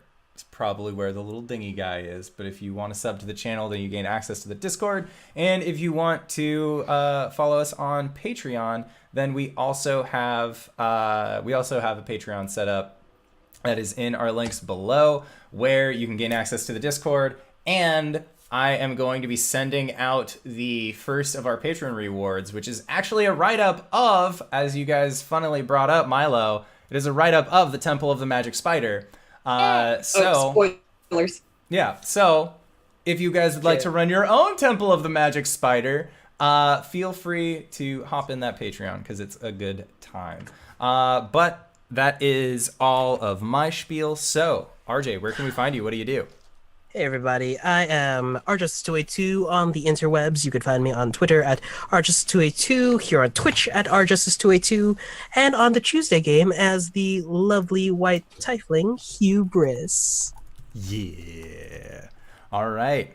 LB, where can we find you? What do you do? I'm LB. I sometimes stream. I have a Twitch, and it's in the link below. I play Fallout 4, and once Fallout 76 comes out, I'll be playing that. And sometimes I play Overwatch. And I'll be here tomorrow night playing the Shifter Ghost, who has come back from the dead, and she's a little different. Tuesday nights are great. I love Mondays. Tuesdays are also really good.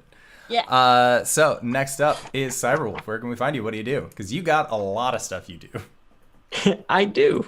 I really do. You can find me on Twitter, which is where you can find most everything that I'm doing. And you can also see me tweet stuff about Critical Role or shit posts or memes. I am known to do all those things. You can find that at, I think this is where it is at today, at Cyberwolf1201. It's spelled right here. You can find me on Twitch. I am a variety streamer, and I stream video games badly, but I talk about the lore, so that's cool, and that's fun. You can also find that at twitch.tv/Cyberwolf1201. On Saturdays, we are about to start Season 2 of Dragon Knights on Pro Restarter's channel, where I play Isabel, the half-elf warlock. Coming back. She's coming back. She was so great. Ooh. And on Sundays, you can find the wonderful Twitch channel Open for Adventure, which just started their wonderful new premiere shiny 5th edition D&D campaign that you might see me on at some point. Well, if you want to have Blake do a little bit of space hopping, we can see about figuring that out as well. If not, play to your heart's content. Be you. It'll be rad. And then next up, Danae, where can we find you? What do you do? Hey everybody, I'm Danae Keener. You can find me at DanaeKeener.com. I do D&D based art and commissions, and if you go to DanaeKeener.com, it'll take you to my blog where you can see all of that. Yes. And all links where you can find all of these wonderful people are in the description below. We run our Monday night game here on twitch.tv/The Indoor Adventurer. We also have Tuesday nights Waterdeep Dragon Heist, which is also a super fun game. I would suggest coming by tomorrow night to check that out as well. Then on Wednesdays is when I have my Never Wednesday stream with my buddy Reeves Bot. So if you are interested in just hanging out, shooting the shit, and just not really having a whole lot else going on a Wednesday, feel free to come by. I know that some of the people that watch our series are C-Team watchers. So C-Team's on hiatus. What else are you going to do on a Wednesday? You can hang out with this cool buddy and some other cool buckaroos. But other than that, we have our Anchor FM link, which is anchor.fm/indoor-adventures. And that is where you can find us on most all major audio platforms. So once again, I would like to say thank you to everybody who has decided to stop by, and we will see you guys next week. All right, everybody. Bye-bye. Why? Bye.